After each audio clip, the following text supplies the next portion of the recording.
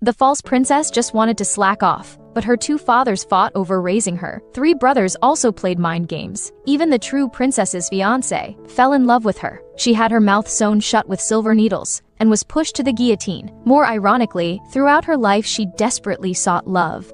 Even facing death, she wanted to confirm.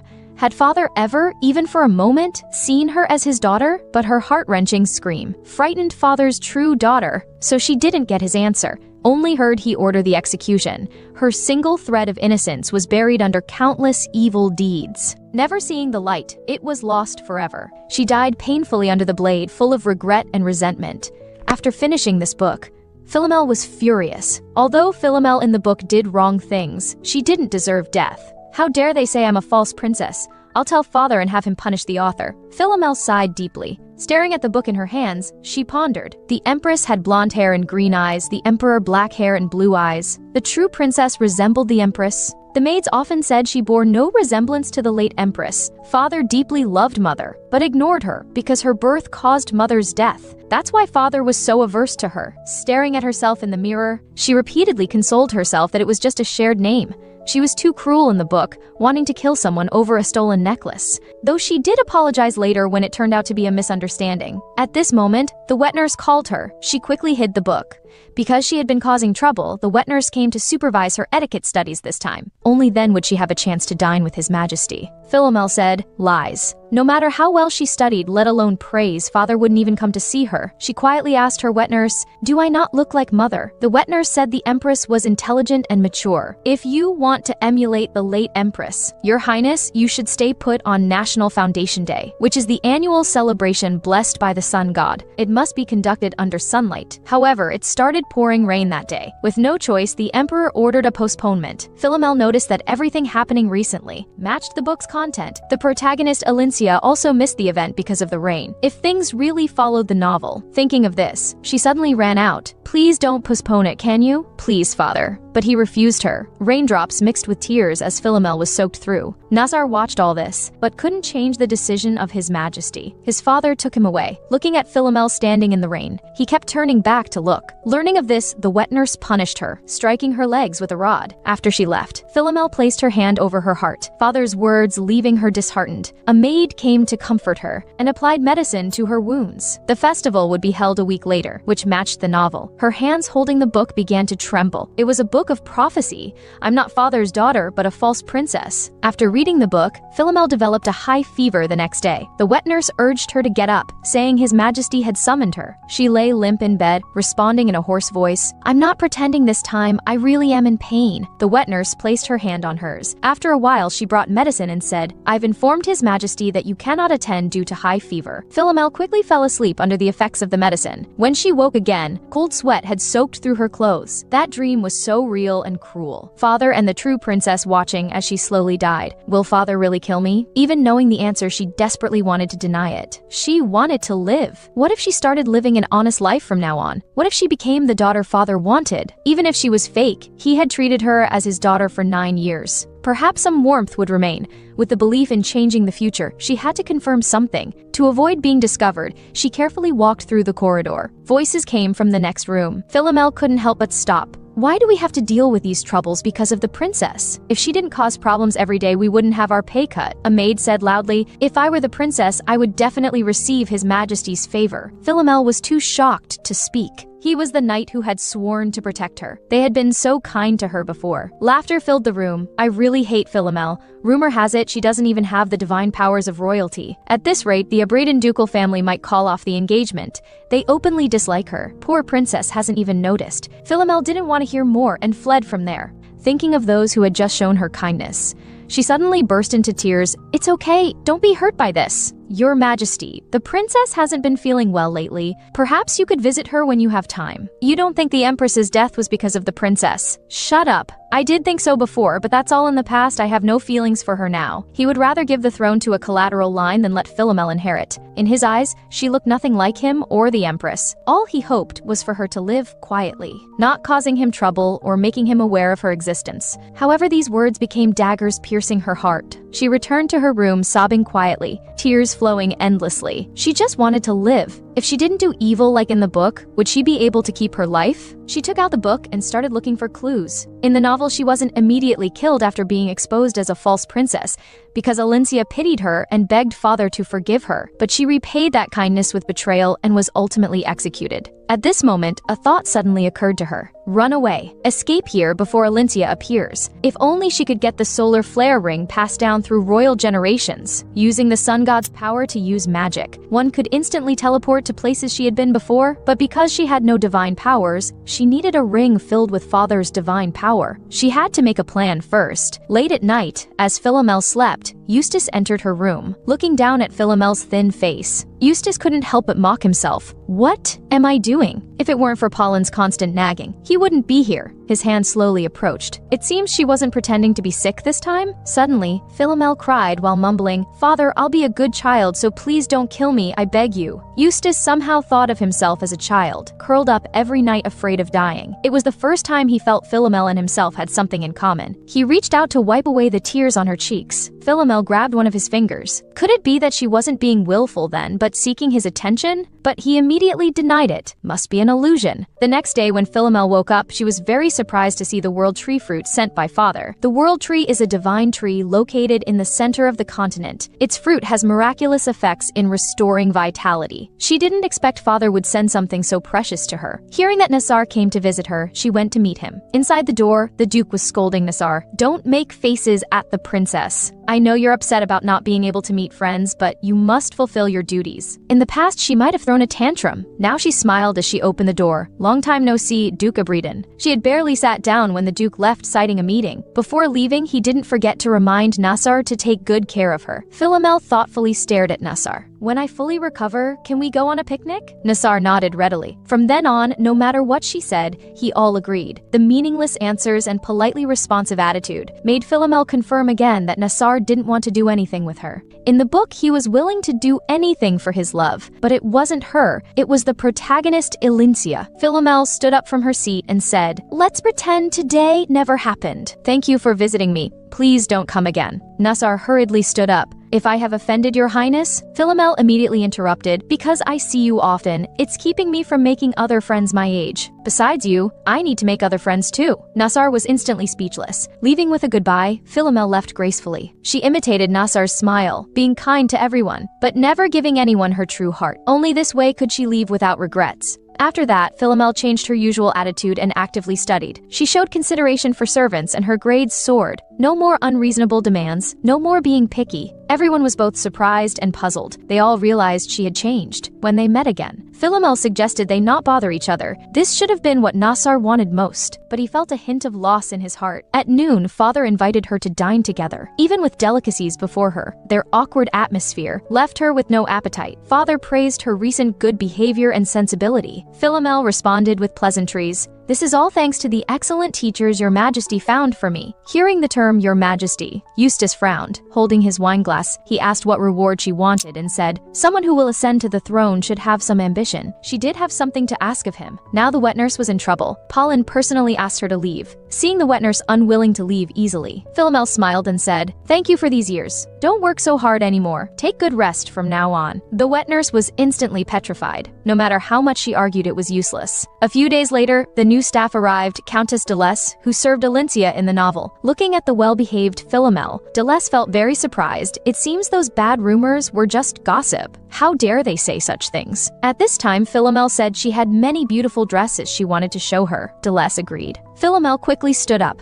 taking her hand and walking toward the wardrobe. Just as she was pleased with her childlike smile, Delesse frowned. Though the dresses looked nice, they were terribly organized. She glanced at the servants outside. It seems new maids were needed. Philomel successfully achieved her goal. Soon after, the princess's maids were all severely punished. The next day, Philomel requested a strange medicine. Inside was powder ground from mountain herbs. She wanted to make tea for father. Because he often drank alcohol, it could help with hangovers according to the novel. Philomel asked Delesse to prepare tea sets. Then she secretly opened the bottle. A terrible smell wafted out. She quickly took out the fruit father had given her, mixed its juice with the powder. This way, it became an energizing tea. She secretly tasted it. It tasted quite good. Now to deliver it to father. Hearing this news, Pollen immediately pushed open the door saying, "Your Majesty, wake up." Look who's here. Pollen praised Philomel's filial piety. Your Majesty, you mustn't disappoint such devotion. A terrible smell wafted out. Eustace's face immediately went pale. Stay away from me. Seeing Philomel's hands trembling non-stop,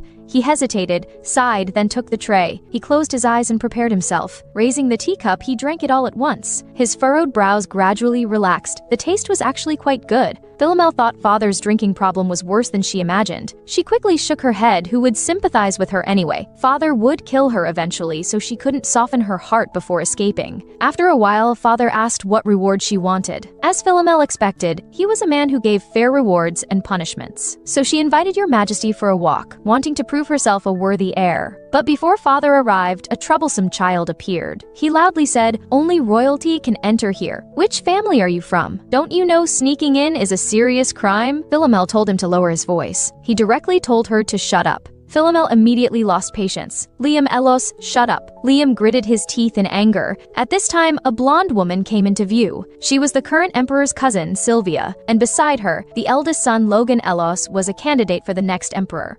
Philomel, it's been a long time. Liam was startled. Is she the princess? But mother, you said the princess was plain looking. When brother becomes emperor, make this garden into my playground. Logan immediately reminded him to keep his voice down. But even so, Philomel couldn't say anything. Fighting might be punished by father, but warnings were necessary to some extent. Shouldn't you greet properly first? Were you also greeted this way by collateral royal family members when you were princess? Lady Sylvia sneered. Sylvia Elos pays respects to Princess Philomel. Is that enough now? Philomel told her to kneel. This is how you greet royalty. Just as she finished speaking, father appeared behind her. Philomel immediately pointed at Liam. Liam said his brother would become emperor instead of me, is that true? They hurriedly defended themselves, saying Philomel was a liar. Cold eyes pierced her. Would father believe her in this situation with no evidence? Philomel softly sobbed. I really heard it. I'm not lying. Eustace bent down and wiped away the tears on her cheeks. You're not a liar, and I heard it too. The Marchioness immediately turned pale with fear. Logan quickly fell to his knees. I have committed a capital crime because I was worried about my thoughtless brother. Liam again disrespected his superiors. Your Majesty, you has already designated brother as heir. Before he could finish,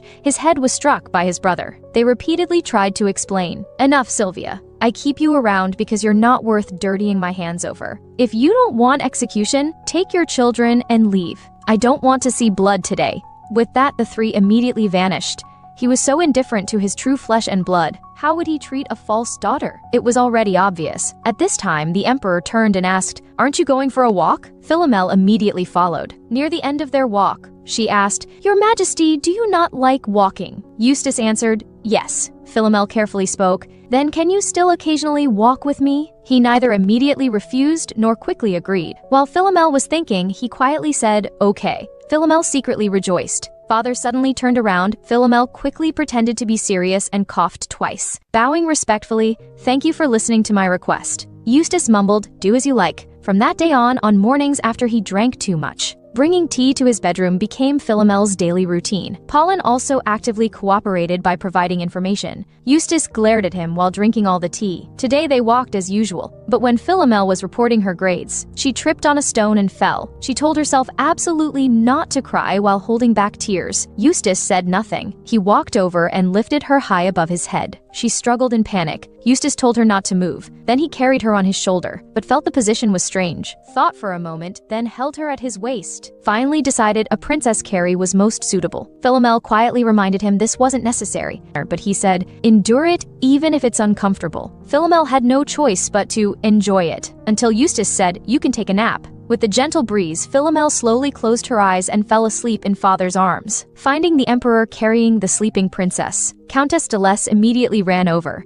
It seems the princess is tired. She always gets up early to find your Majesty, perhaps to bring tea when you cough. It is said that the empress also liked walking in the garden. She really is similar to the empress. Eustace was lost in memories. When Isabella walked with me, she mainly looked at the scenery around us, while I only looked at her. So perhaps she's more like me. Time flew by and Philomel turned 10. As usual, she spent time with her fiancé Nassar. Nassar asked, Your Highness, do you not like me? Philomel denied it, but his gloomy expression didn't improve. Did you hear my conversation with father that time? He meant the day he visited during her illness, also the day Philomel decided to give up on him. Seeing her silence, Nassar stood from his seat, kneeling on one knee to apologize. "I apologize to you, I beg your forgiveness until you're no longer angry." Philomel stood awkwardly in place. She still remembered that day. The first time she met Nassar, she was instantly captivated by him. After that, she always clung to him, wanting him to spend more time with her. Nassar politely agreed. That was gentleness she had never received from her parents. She was so happy this boy was her fiancé, but she didn't realize the happiness came with lies. She didn't force anything and truly believed it wasn't his fault. "If there's anything about me that displeases you, please tell me. I was born to serve you, just tell me and I'll change." Philomel couldn't hold back anymore and shouted,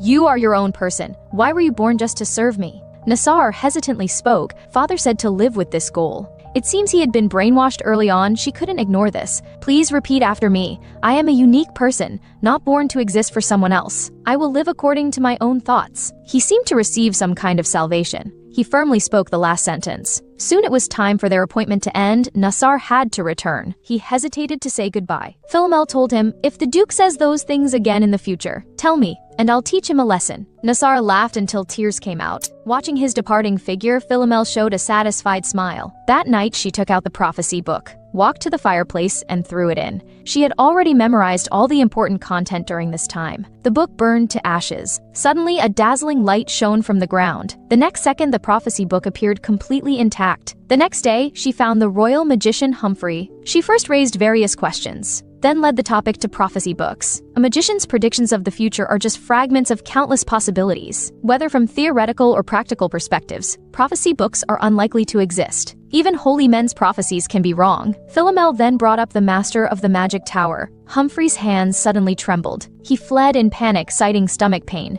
Other magicians had the same reaction. Philomel picked up the book and organized her thoughts. The magic tower's master Issy was Philomel's birth father. After her first prison break, she fled to the magic tower. The tower master helped her unconditionally, but she used this power to do evil. Finally abandoned by her father and executed by the emperor, Philomel pondered, it seems she could only go find him herself. On the day of the celebration, Philomel unconsciously became nervous. Seeing this, Nassar came over to check on her. He hid a bouquet of flowers behind his back, wanting to give them to her but missed the chance. Philomel was called to give a speech. She repeated countless times in her heart, "I am the center of attention. Now is the time to change my reputation and show my look as the heir." Intense gazes came her way. She coughed lightly, started her long-prepared declaration, but found her voice couldn't project. Nassar quickly noticed the problem, but there was no backup amplifier. The crowd below buzzed with discussion. Philomel's mind went blank. Just then, her view suddenly became higher as father picked her up and handed her his own amplifier. Philomel's face turned red as a tomato. "I'm not a child anymore." But given the special circumstances, she had to continue through to the end. At mealtime, while she usually ate with Nassar, today she actively invited father, showing an expression seeking praise. Father immediately understood her little thoughts. But when he heard she wanted the solar flare ring, Eustace immediately refused. "It's too early for you." Seeing his daughter wilting like a vegetable, he added, "At least wait until you come of age to use the solar flare ring. But by then, Elincia would be back." Father wouldn't budge. "You can have any reward except that." Philomel impulsively shouted, "I don't need anything else." She regretted it as soon as she said it, the trust she had carefully built up. But without that ring, her escape plan couldn't succeed. This was troublesome. The plan needed complete revision. At this time, Countess de Les came, reporting that His Majesty had brought tea to see her. If she didn't go, he would come himself. Philomel thought she didn't want to see him right now, so she planned to pretend to be asleep to get through it. Father gradually approached and said, "Philomel, I know you're not sleeping." Seeing she wouldn't open her eyes, he continued, "I promise to give you the ring when you turn 15. Philomel immediately woke up. "Really?" Eustace quietly advised. "Still use it sparingly." Philomel excitedly threw herself into father's arms, giving Eustace a shock. She was startled too. She immediately awkwardly moved her hands away, and then counted on her small fingers. Only 3 more years! Though not understanding her intention, Eustace still smiled contentedly. As time passed, Philomel turned 14. She made a grand appearance at the coming-of-age ball. When their eyes met, Nassar's heart unconsciously skipped a beat, hearing his daughter say she wanted to dance with him. Eustace glared at Nassar. With a jealous face, he advised, "It's just superstition that you'll be destined with your first dance partner." Philomel smiled and said she understood, then walked toward her fiancé. When they were together, everyone remarked what a well-matched couple they made, except the emperor. Philomel extended her hand. "Nassar, shall we dance?" Nassar's heart kept pounding and he forgot to answer, until Philomel asked with concern if he was unwell somewhere. Was the training too tiring? Coming back to his senses, Nassar extended his hand. Philomel's hand naturally rested on his broad, sturdy palm, a face she had to look up to see clearly. The current Nassar was no longer that child from before, for today, he had been practicing his dance steps diligently. "Your Highness, please entrust yourself to me now." Philomel told herself not to waver. Before leaving, she was just Alincia's substitute. After turning 15, she finally got that ring as she wished. Father cautioned her to use it carefully, and personally put the ring on her finger. Now she could really implement her escape plan, to prevent the country from falling into chaos. Philomel planned to help them find the true princess. But no matter what choice she made, her birth mother would die. That was the price of switching them. Philomel mumbled, "Does she ever think of me?" Then held her head saying, "Stop brooding. The urgent matter is finding Alincia. This isn't for others but for myself. From the beginning my goal was survival." Soon after, a social party was held. Nassar's gaze stayed fixed on Philomel. His friend Carney patted him. "Are you this happy just from one dance?" Nassar inexplicably became gloomy. "Because I'm her fiancé? That's why I could dance the first dance with her." When Philomel noticed him, she smiled to him. The emotion in his eyes was about to overflow, but the next second he became dejected. To her, "I'm just her fiancé." Time flew by, and Philomel's birthday was approaching. Eustace asked what gift she wanted. Philomel replied that the ring he gave her last year was enough, but he still insisted on giving her something. Philomel thought for a moment and whispered Utina Palace. When he heard she was interested, Eustace said he would give it to her. Philomel hurriedly declined, saying she wanted to go on a spring outing with him. She prayed fervently in her heart that he would agree. "I have finally found your true daughter." Hearing father had agreed, her anxious heart finally settled. But he had a political meeting that day. She said postponing it for 2 days would be fine. Wouldn't that be past your birthday? But compared to this, state affairs are more important. He furrowed his brows.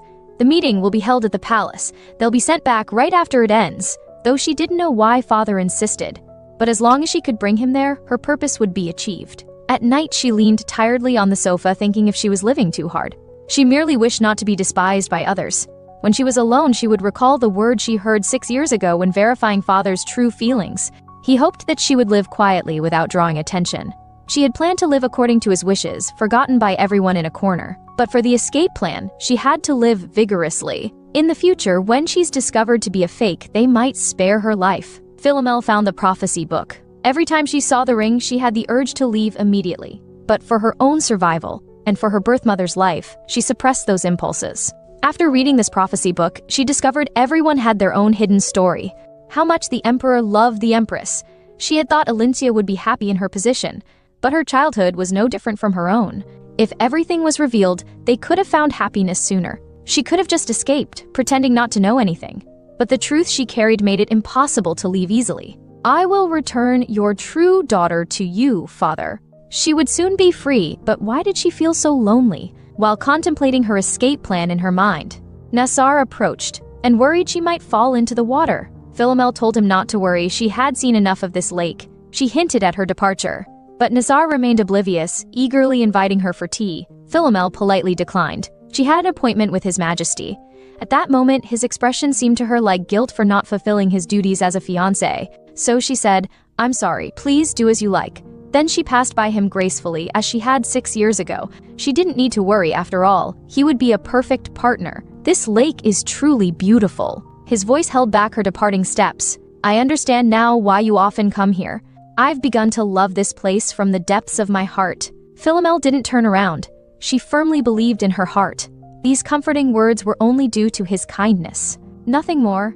Later, she found the emperor. Father had prepared her favorite desserts. Previously, he would only talk about state affairs, but now he stared at her without saying a word.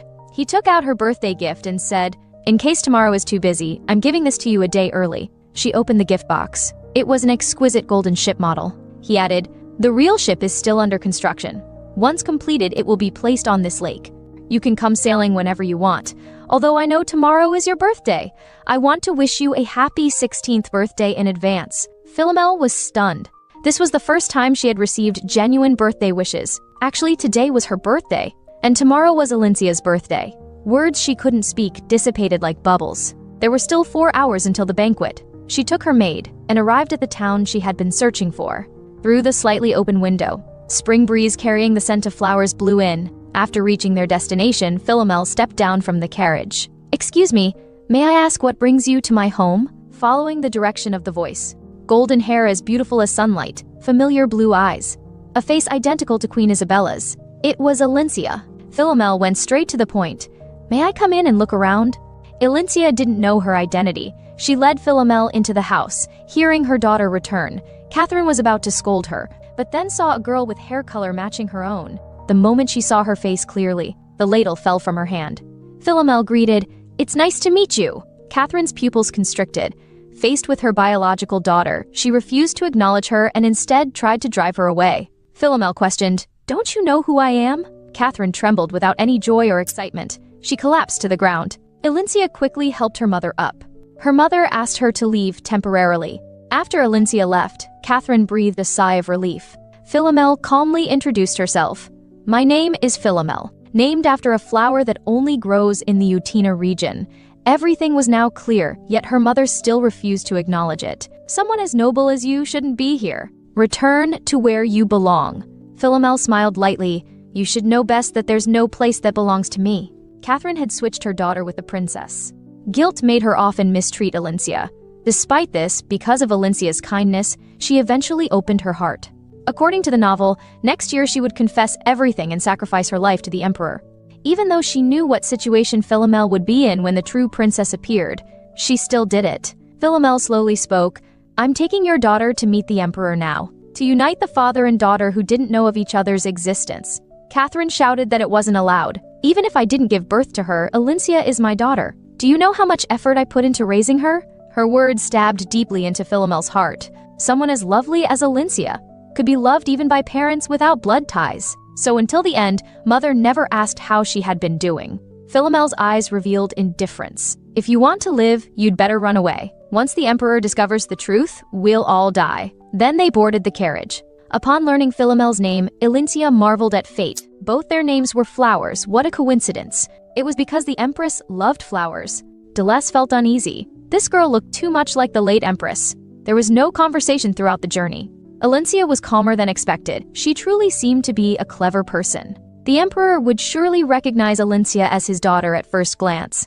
In front of the imperial ministers, Philomel pushed Alicia before Father. "There is someone I'd like to introduce to you, Your Majesty. Doesn't she look like the deceased Empress?" When Father saw Alicia's face, his gaze no longer turned to Philomel. Pollen immediately terminated the meeting. The Emperor would definitely recognize Alicia as his true daughter at first sight. Not wanting to disturb them, Philomel tactfully left the room. Everything was prepared. All she could do now was leave. Deleuze's greeting came from outside. Philomel used thirst as an excuse to send her away and made a silent farewell. "Thank you for taking care of me all this time." Just as she was about to leave the room, she stopped. That was the birthday gift from Father. She reminded herself not to be greedy. It never belonged to her. She put the model back in its place. As expected, outside was in chaos. Thanks to this commotion, she could blend into the crowd and escape. Hearing people's discussions about her, she quickened her pace. "Is that the princess?" Nassar's voice from behind made Philomel shudder. "Excuse me, are you the princess?" Looking back would reveal her identity, but even as a maid, she couldn't ignore the young duke. Unexpectedly, Duke Abridged extended a helping hand. "There's something you need to verify." Before leaving, he muttered, "Perhaps I made a mistake." Only after the footsteps faded did she dare to move. She must leave quickly. "Your Highness, it's time to wake up. We've prepared some hot milk tea." "Well done, Philomel." "Your Highness, may I have a moment of your time?" Fragments of memories flooded her mind. She resolutely lifted her head, not daring to look back. Along the uneven path, she placed the solar flare ring on her hand, imagining in her mind the place she wanted to go. Then the light from the jewel enveloped her entire body. "Goodbye, everyone." At this moment, silence filled the Emperor's residence. They sat facing each other with eyes of the same color. "You're the Emperor, aren't you?" Alicia spoke first. Though knowing he was the Emperor, she initiated conversation. She asked, "Are you my father?" The sudden explosive statement surprised them. Every time she asked her mother, she would say her father had black hair and the same deep blue eyes as her. "So please tell me, are you my father?" Before he could answer, Eustace suddenly turned his head. Someone had used his power somewhere. Soon Deleuze rushed into the room. "Princess Philomel has disappeared. She only left a letter." Dear father, Elincia is your biological daughter. During the last outing, I happened to meet her, and after following her, I also met her mother. Called Catherine Ensign, she was the Empress's friend and maid. Upon seeing my face, she cried and confessed everything. When the Empress gave birth in her hometown, out of jealousy, she switched her child with the princess. I am not your biological daughter, and I am ashamed to face you again. Thank you for raising me all this time. I wish you good health and eternal happiness with your biological daughter. His hand fell powerless. The letter was crumpled. Mobilize all possible manpower. His voice was very low. But the last sentence erupted like a volcano. Find my daughter. Upon learning of Philomel's disappearance, both father and her fiancé were frantic. Her portraits were posted throughout the empire. Nazar hadn't slept for days. If he had stopped her that day, perhaps they wouldn't have missed each other. However, the sudden appearance of the true princess quickly sparked rumors in the palace. Soon after, the emperor collapsed as well. Even though he exhausted all his divine powers, even though his body had reached its limit, not even a single clue was found. In his heart, he always believed Philomel was his daughter. Towards the true princess, his attitude was much colder. Elincia's face was beaming with happiness. She had finally found her father. Eustace couldn't understand.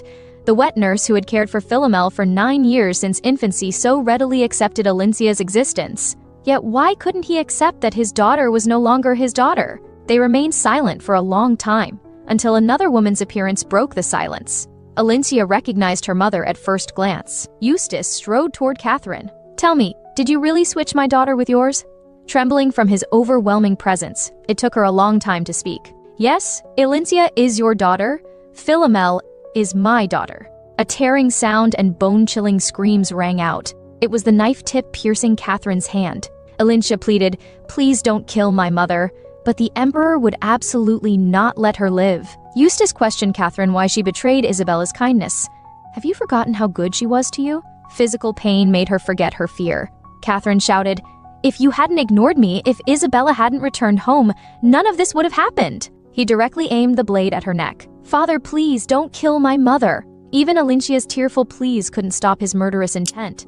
But the expected outcome didn't occur the next moment. Instead, there was the sound of metal hitting the ground.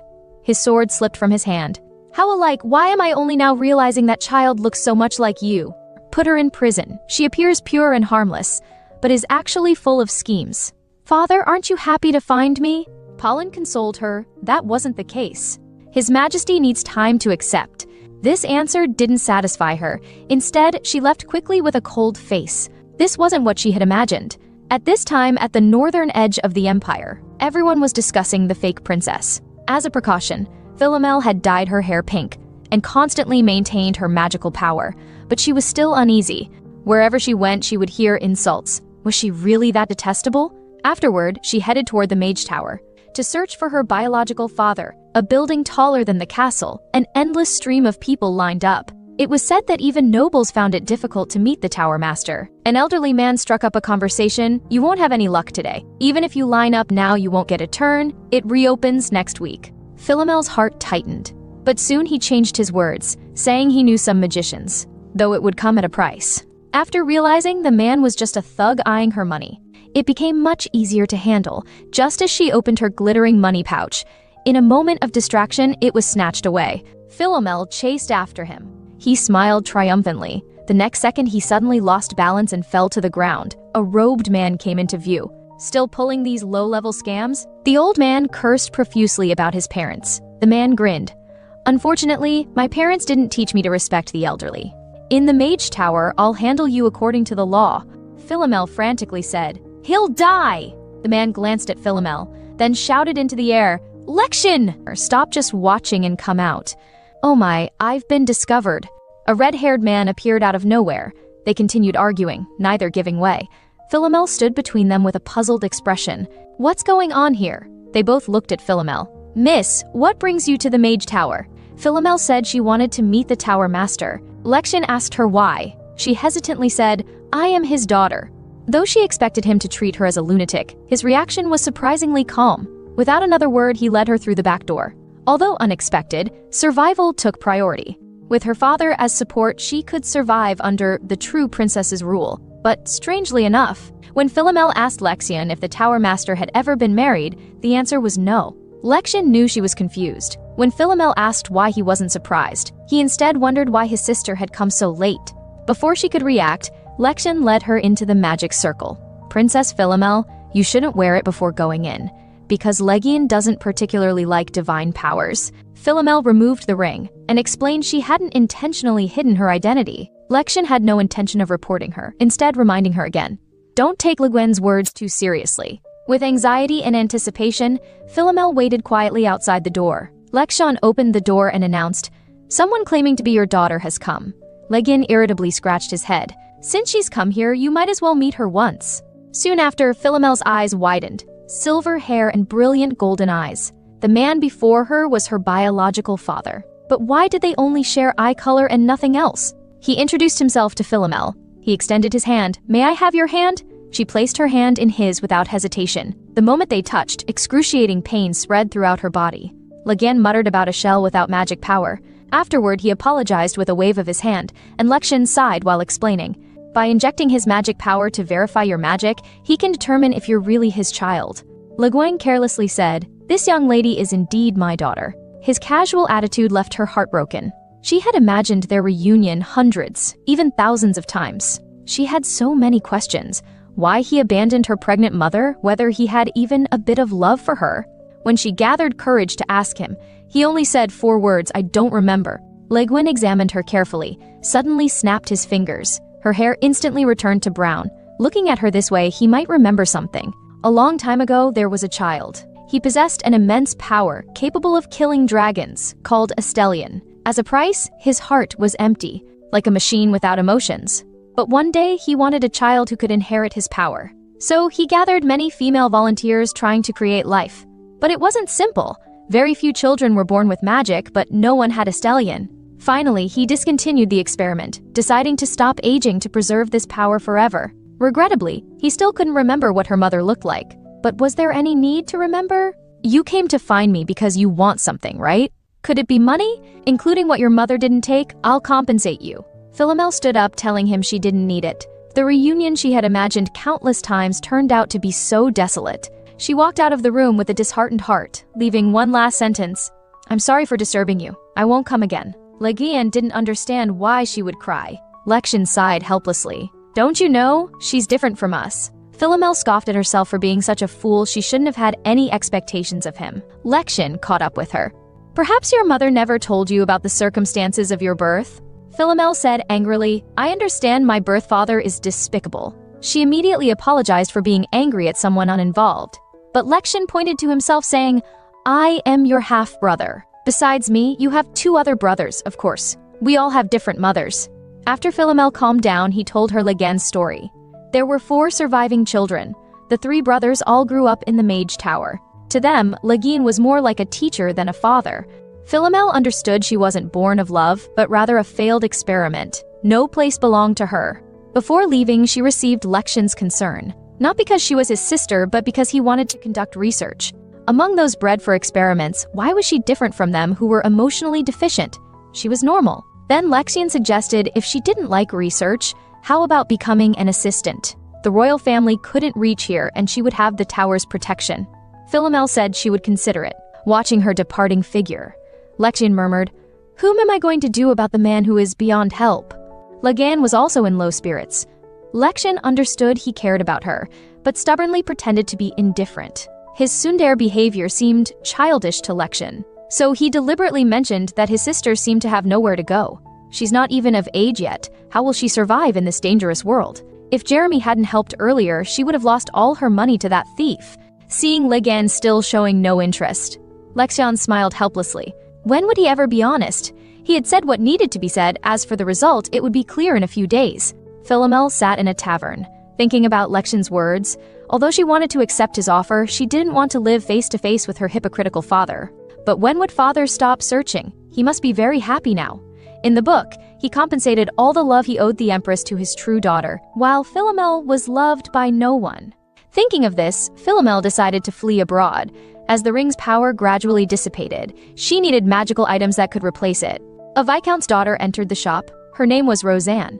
To establish herself in social circles, she needed currently fashionable magical decorations, but none satisfied her. What annoyed her more was that commoners were shopping in the same store as her. Learning that the store couldn't sell disguise items without royal permission, Philomel intended to leave. The next second, her hand was grabbed.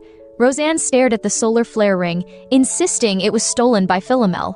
Philomel explained it was a misunderstanding, but was trapped by her again. The maid, seeing this, held her firmly. Roseanne took the opportunity to snatch away the ring, but when she turned back, she was stunned.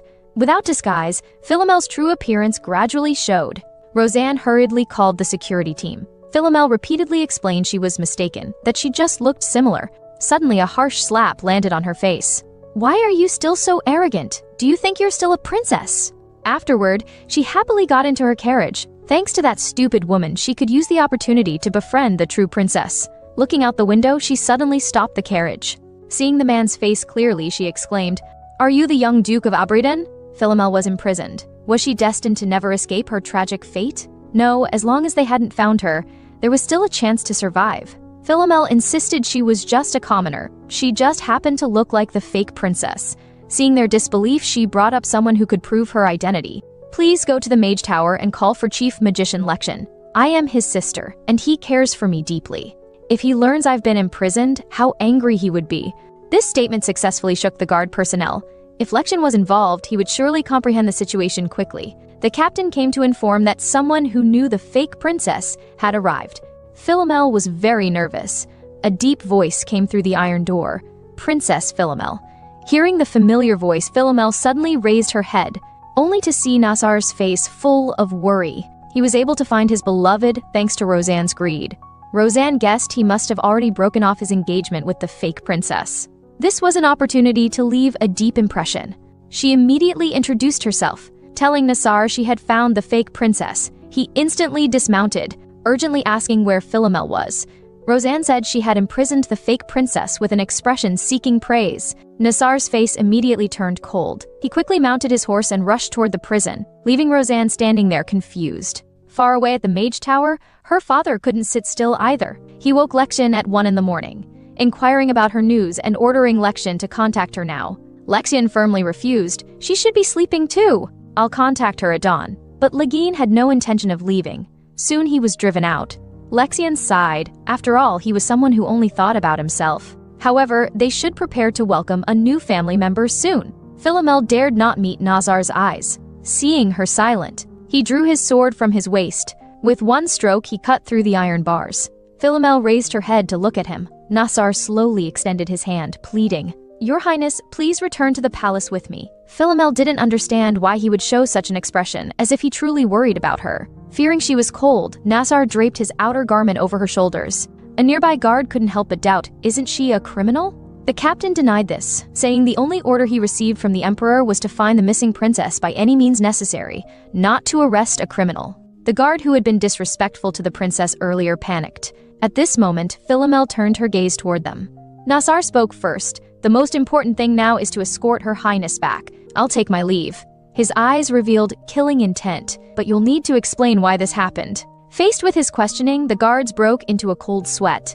Then Philomel told him to wait. She pointed at them, saying, "Didn't you say if I dared to lie, I should be prepared to have my arms and legs broken? I'll give you the chance. Do as you said. Using private punishment on an untried prisoner is a crime." The guards knelt and begged for mercy. Philomel turned her head toward the prison. "And you? You said I was garbage beneath you? Such people aren't worth my attention." With that, she turned to leave. However, Nasar remained standing, his eyes releasing even more killing intent. The man also repeatedly begged for mercy in terror. All the guards present trembled. He wrote down the names of everyone present and warned them not to think of escaping, though he rather hoped they would try to escape, as he wasn't as merciful as the princess. Then they boarded the carriage back to the palace. Philomel appeared calm, but was actually very anxious. She had left the prophecy book at the inn. If she went back to get it, she would certainly be suspected. At this moment, Nasar suddenly placed his hand on her reddened face and asked if she had been struck. She explained she had fallen. Nasar sighed and handed her some ointment and said, "You probably wouldn't want me to apply it for you?" Philomel took the ointment, saying she would do it herself.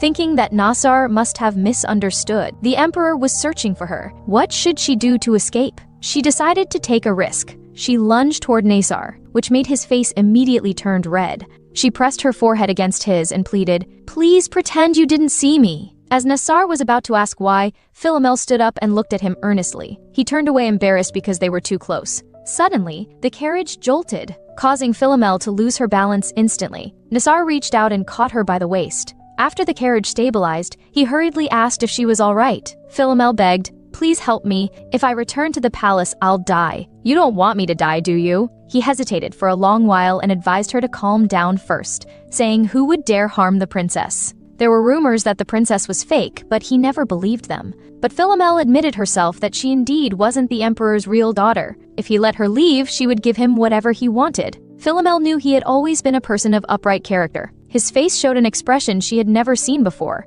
Nassar held his forehead and said, "Why are you testing me with such words?" To maintain composure, he pressed Philomel into her seat and apologized for his earlier rudeness. But he could no longer conceal her presence. Before boarding the carriage, the carrier pigeon had already taken the news back to the palace. However, she could temporarily take refuge in his mansion. He would report to His Majesty that she had died.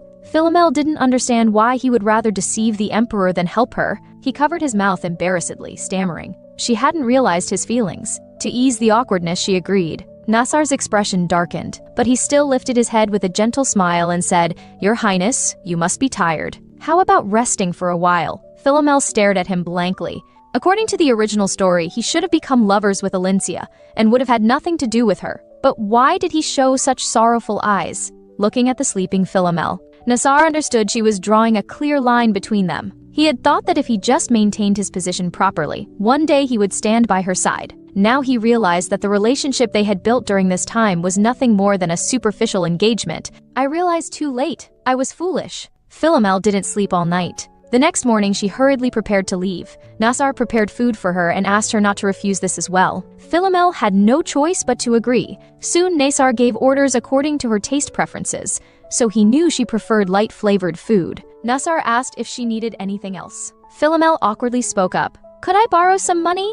After she spoke, they fell silent for a moment. Nassar embarrassedly checked his pockets and found he wasn't carrying any cash either. He quickly turned and reached out to borrow money from his subordinate, promising to repay them tenfold. Seeing she witnessed his absent-minded behavior, he frantically turned back to explain. For a moment, she began fantasizing. If they could continue their natural relationship, her thoughts were suddenly interrupted. A subordinate said the emperor had arrived. Eustace walked hurriedly, still in his sleepwear. "Philomel, where did you go? Do you know how long I've been searching for you?" Philomel instantly felt breathless. She realized she truly had nowhere to escape. She would surely die. As her vision gradually blurred, Philomel fainted. Eustace quickly ran over and embraced her. Nassar, who was a step too late, lowered his head dejectedly. Eustace channeled his divine powers and held Philomel tight, instantly teleporting back to the palace. Nassar was about to say to take him along, but he saw them gradually disappear before his eyes, leaving him standing there in a daze for a long while. He picked up the hair ornament Philomel had dropped, wanting to find a mage to take him to the palace now, but all the nearby mages had left this morning,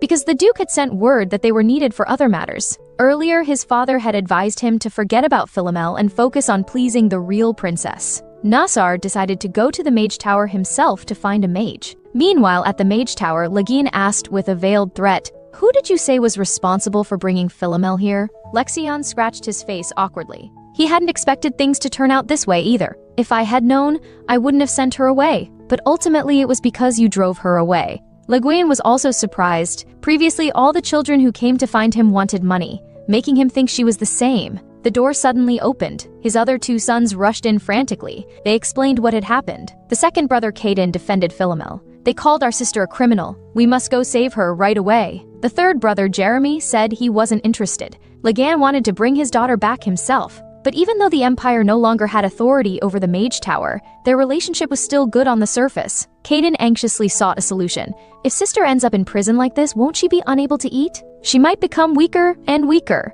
Leguan suddenly stood up, saying he needed to check on Philomel first. He looked at Lexion. "I'll tell you in advance, even if you try to stop me this time, I won't listen." Lexion said he wouldn't stop him, since only Legane could secretly pass through the palace barrier, but they would find other ways to get in. He advised his father not to cause trouble and to cooperate with their plan. Meanwhile, Eustace shouted, asking why the palace doctor hadn't arrived yet. Pollen had found it strange that His Majesty suddenly disappeared before, but now seeing it was related to the princess, it wasn't surprising. At this time, the palace doctor arrived, and after a careful examination, found that the princess was just suffering from exhaustion and lack of sleep, and in this state she had experienced excessive fear. It seemed she had contact with someone she feared before fainting. Hearing the diagnosis, the emperor's face gradually darkened. He had already used teleportation twice, and Pollen wanted him to rest, but he insisted on staying here. Everyone understood that when it came to the princess, the emperor would become stubborn. Thankfully, you've returned, Princess Philomel. After waking up, Philomel confessed to her father that she didn't want to be his daughter. Since she was old enough to understand, she had never seen him as a father because everything here was held to her. She always remembered how 10 years ago he said he hoped she would live quietly. So she had lived according to his wishes. Before he walked out of the room, Philomel begged him not to chase after her anymore. Her words deeply pierced his heart. So she had been outside the door and heard everything back then. He apologized over and over, but no matter what he said, they were just excuses. Yet even so, he still clung to one last hope. He hoped Philomel would reconsider the adoption, asking her to stay even just for a year before leaving. After that, no matter where you go, I won't chase you. If there's anything you want to do, I'll support you anytime. If you think a year is too long, how about 10 months? Just as Philomel was about to speak, he interrupted, "How about 8 months? Hearing she say she would think about it, he immediately changed to 6 months. After their intense negotiation, they finally settled on 3 months. After saying this, he fled. Not long after, Alicia suddenly dragged Philomel into his office. Without any regard for Philomel's feelings, she rushed straight to Eustace and pleaded, "Father, please allow Philomel to be my maid." Eustace was stunned for a second. Alicia quickly explained, "So Philomel can stay in the palace." He sighed and asked if forcing Philomel to be her maid was really what she wanted. "Alicia, no matter how you grew up, you are a princess now." Tears welled up in Alicia's eyes as she murmured, "Sorry," saying she just felt Philomel was too pitiful. "Don't cry, you should apologize to Philomel, not me." Hearing he consider her feelings, Philomel raised her hand indicating it was fine. At this point, Eustace declared he would adopt Philomel, but only after she agreed. Alicia immediately grabbed her hands. "Then we'll be sisters, let's get along well from now on." Alicia suddenly kissed her father's cheek in front of Philomel, and repeatedly emphasized it was a goodnight kiss. Eustace felt very awkward. He could never get used to some of her gestures. Philomel brought up the adoption from earlier. Father immediately interrupted, afraid she would refuse again. Before she could speak, he left. In the evening, Delesse saw that Philomel had returned. She excitedly hugged her tight. She had been worried something terrible would happen to Philomel, but thankfully she returned safely. As they were catching up, a cat's meow suddenly came from outside the window.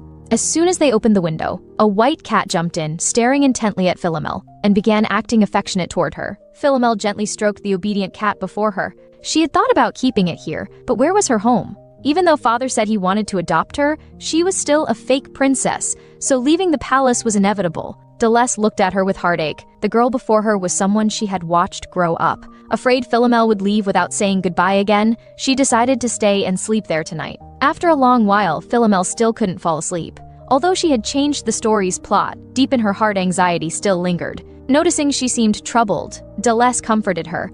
"Although I can't help much, I'm willing to listen to anything you want to say. Talking to others can make your mood better." Philomel was grateful, but some things couldn't be spoken of. Instead, she was curious why the relationship between His Majesty and Alicia seemed so distant. Hearing this question, the cat suddenly opened its eyes to listen. Delesse patiently explained that they had only met recently. They hadn't adjusted to their relationship yet. Both sides needed time and effort to maintain a deep relationship. Philomel still couldn't understand. In the book, they had a close relationship as soon as they met. Yet when she met her biological mother, she received hurtful words. And when she met her biological father, she realized she actually had nowhere to go. Eustace was the person she dared trust the least. In the past, she walked on a cliff edge every day with no one to rely on. Hiding herself with the constant anxiety of death she had endured for 7 years. After confessing everything, she actually felt relieved. But why were her feelings so complicated? Hearing the choked sobs, the cat immediately raised its head. Delesse tactfully changed the subject. "If you must leave here, would you like to stay at my house? If you leave the palace, I'll resign." By rights, she should continue serving the real princess, but she couldn't do it. She wanted to ask Philomel to promise not to leave without a word again. Philomel was enveloped by her care, warmth seeping into her heart. She agreed and began to think. Maybe she had been the first to become afraid and give up. As Philomel gradually fell asleep, a dark shadow slowly appeared. Lagan returned to his human shape. He bent down and softly said to Philomel, I'm coming here to take you. Remembering Lection's words, don't cause trouble and wait for them to come, he decided for the moment he would do nothing rash. After looking down at his daughter for a long while, a strange feeling welled up. He had never felt this when with his sons. He uniquely wanted to be close to this daughter who hated him. Le Guan, who had never cared about anything, now began to contemplate his actions. In the past, everyone who had met him was afraid. Le Guin, who grew up as an orphan, had injured a customer. Even though the other party had started the trouble, the shop owner insisted on firing her. Le Guin didn't understand why he couldn't fight back when the other person struck first. Was it because they had connections with nobility? The shop owner's hesitant reaction confirmed Le Guin's thoughts. He said quietly, "It would be better if he could never come again, even if at a physical disadvantage, as long as you aim for vital points." These words terrified the shop owner. Her eyes that looked at him like a heretic gradually made him aware of his difference. But Philomel showed no fear at all.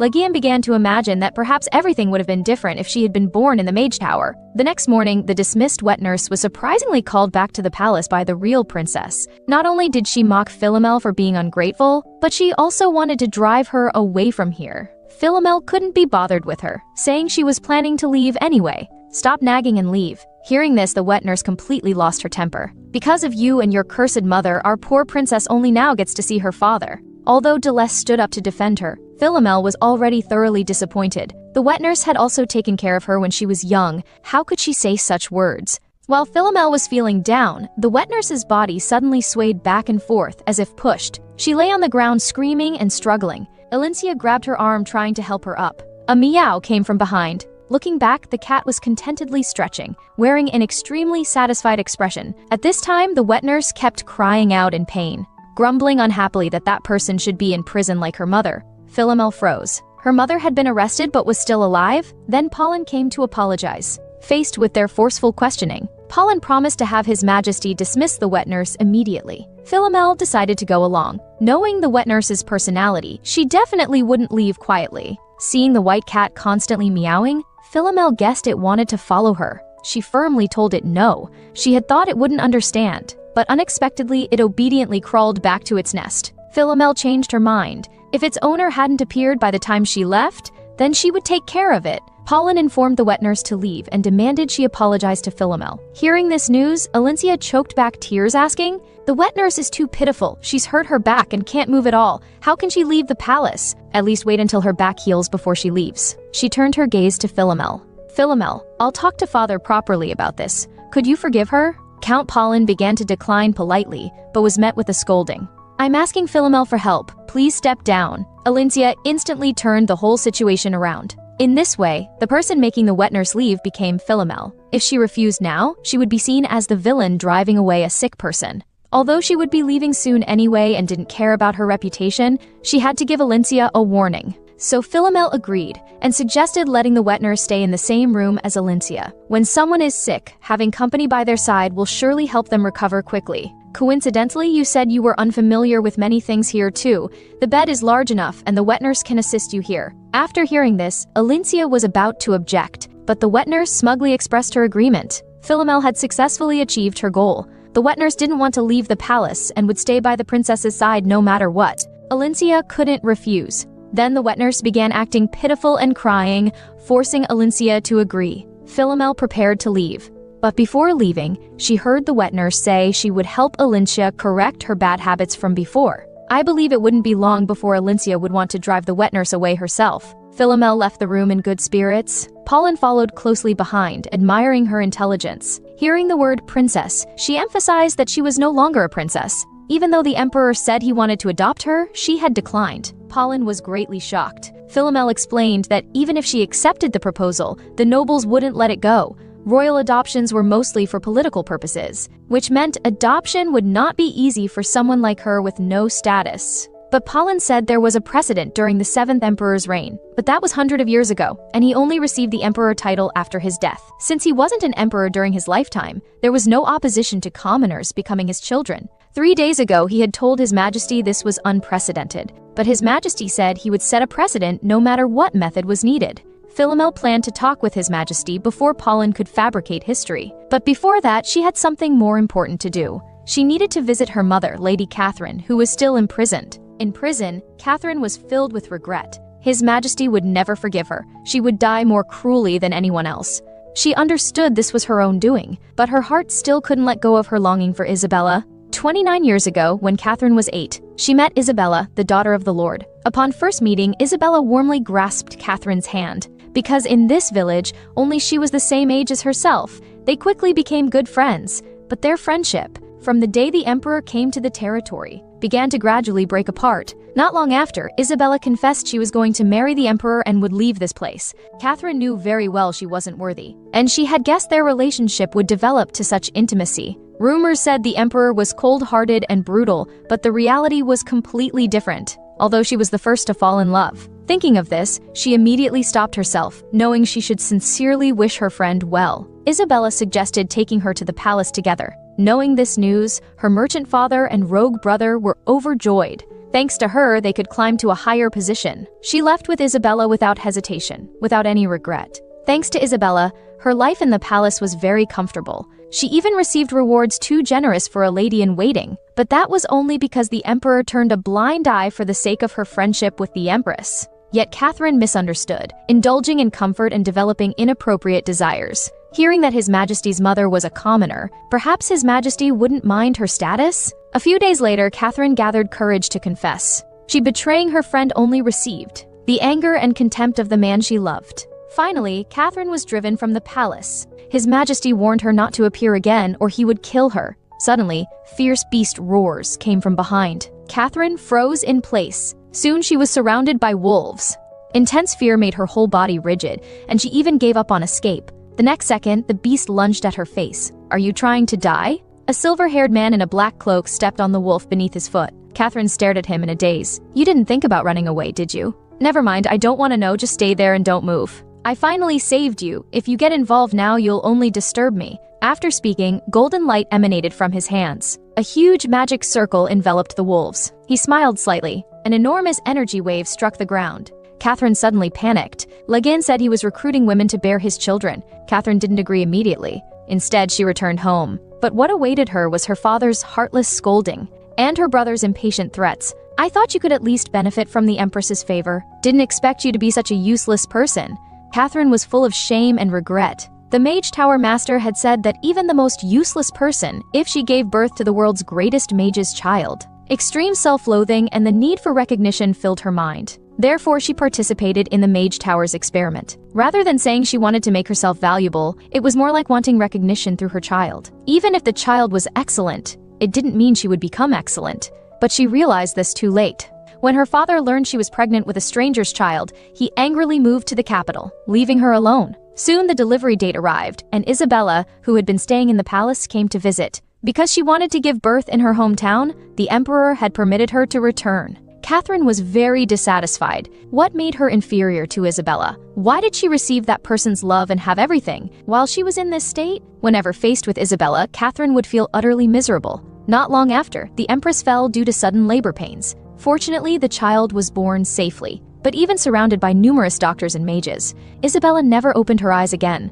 After her only friend passed away, Catherine switched the two infants with similar hair colors. After that, she left her hometown and came to a sparsely populated village, occasionally hearing news from the capital. The emperor who lost his beloved wife went mad and killed all those who failed to save the empress. The princess who took her place was named Philomel. As time passed, Alicia grew to look more and more like the former empress. As the children grew, Catherine increasingly had to face unbearable guilt. Every day she was tormented by nightmares and hallucinations. Seeing her mother break a vase, young Alicia came forward with concern, but was met with fierce rejection. Her mother said she didn't want to see her face. Instead of leaving, she remained determined to clean up the broken pieces. "I don't mind if you hate me, but I hope Mom won't get hurt. Although I don't know why Mom is like this, I will try to do better." At that moment, Catherine realized this child wasn't Isabella. She was her own daughter, Alicia. Catherine covered her face and wept, embracing her daughter while repeatedly apologizing. Alicia obediently said it was all right. But one day, she suddenly questioned her mother, "What is your name?" Recalling this, Catherine suddenly startled. Several months ago that day, Alicia suddenly became very strange, but what use was thinking about this now? Before death, she had one wish. She wanted to know what happened to that child who should have lived happily.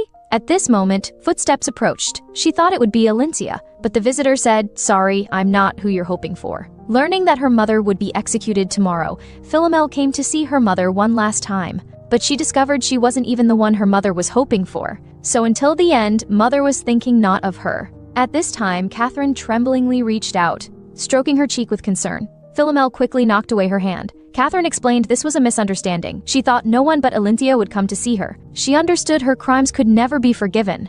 Though her words seemed apologetic, each sentence was like a knife stabbing into Philomel's heart. She told Catherine about her plans to leave the palace. "I will go somewhere far away and live quietly. Goodbye, I hope you remain peaceful until your final moment." Although Catherine gave birth to her, she wasn't worthy of being a mother. Catherine shouted, "Wait, could you stay a little longer? Please?" Philomel could no longer contain her anger and vented the grievances long suppressed in her heart. "What is it? The Alicia you're curious about is doing very well. She has a good relationship with her father and is loved by her biological mother's wet nurse, enjoying everything that should have been hers." Thinking carefully, why didn't Alicia come to visit Catherine? She seemed very concerned about her mother at the time. Catherine struggled to speak. Is Alicia still the same as usual? Does she seem normal? Alicia has changed. She's been strange since several months ago. Her tone and way of walking changed, as if she's another person. She stopped mid-sentence and took it back. Even she felt this was impossible. Philomel had indeed harbored suspicions. At this point, her mother smiled slightly. "You should go. Thank you for coming to see me." After returning to her room, Philomel kept pondering Catherine's words. Everyone knew Alicia was kind-hearted. Even the prophecy book wrote so. She suddenly realized something was wrong. Why did everyone take Alicia's kindness for granted?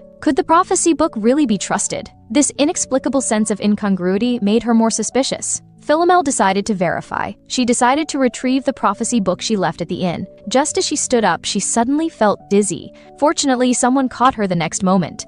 Why was Legin here? At this time, outside the palace, her brothers arrived. Although they had given their sister's fiancé a ride, they were strangers to each other. Lexian and Caden were both friendly. Only Jeremy wore a look of disdain. They teleported into the palace. But Nazar didn't have a palace entry permit. In order to confirm Philomel's situation, he would find another way. Philomel stepped back several steps in shock. How could he be here? The palace was filled with barriers that made teleportation impossible. But there was no magic that Le Guin couldn't break.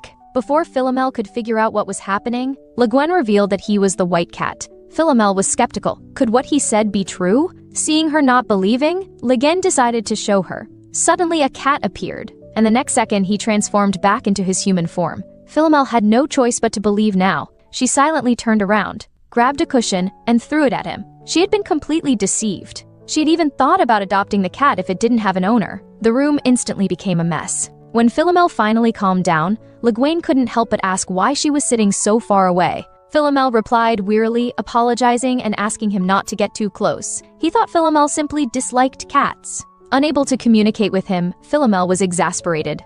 To think that the master of the Mage Tower would pretend to be a cat and act cute. At least she found out the truth before adopting him. Philomel asked his purpose for coming. He said he wanted to see her and, more importantly, to take her back to the Mage Tower. Faced with his sudden invitation, Philomel was confused. He had ignored her before, but now he wanted to take her home. Actually, he himself didn't understand either. He thought that maybe seeing her would help him understand why. Philomel asked, "Do you feel sorry for what you did to me?" Le Guin remained silent, staring at her thoughtfully. He felt he hadn't wronged her, although he had said he felt sorry before. Anyone would apologize in that situation. Philomel gradually understood that her father couldn't sense emotions. It seemed that familial love had never belonged to her from the start. Rather than the Mage Tower, she preferred to start a new life somewhere no one knew her. Le Guin reached out his hand and said, "Come with me." Philomel hesitantly raised her hand. To leave the palace and get back the prophecy book, this was indeed the only way. But she stopped in the next moment. She had promised Delesse she wouldn't leave without saying goodbye again. And there was father's apology, as well as what Pauline had said.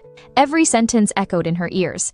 Le Guin noticed her hesitation and slowly withdrew his hand. "I understand, you've been through a lot lately. I can understand how you feel right now." Philomel felt touched. Even she didn't know what she was thinking, yet he knew. But his answer wasn't what she had hoped for. "You wanted to make the people here suffer a bit, right? I see, I also have a vengeful personality. You're like me." Le Guin sat down, saying he would stay here to help her.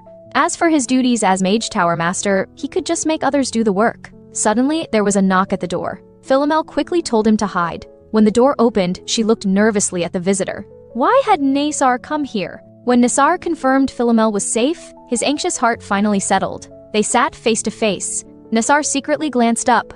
At the moment he met her, his gaze immediately dodged, and he was grateful that she was safe and sound. Seeing his worried gaze, Philomel smiled, slightly burdened. However, there was one thing she was curious about. You arrived at the palace so quickly. Did you use transportation magic? But hasn't the Mage Tower been closed to outsiders for a long time? Nassar explained that he happened to meet some magicians heading to the capital, so he traveled with them. After an awkward talk, the atmosphere gradually became stiff. Philomel turned her head slightly. Oh my god, so awkward! I'm not a princess anymore, and I'm no longer his fiancé. They could at least talk about social events before, but now she didn't know what to discuss. All along, she had aimed to be a perfect princess while waiting for the right chance to escape.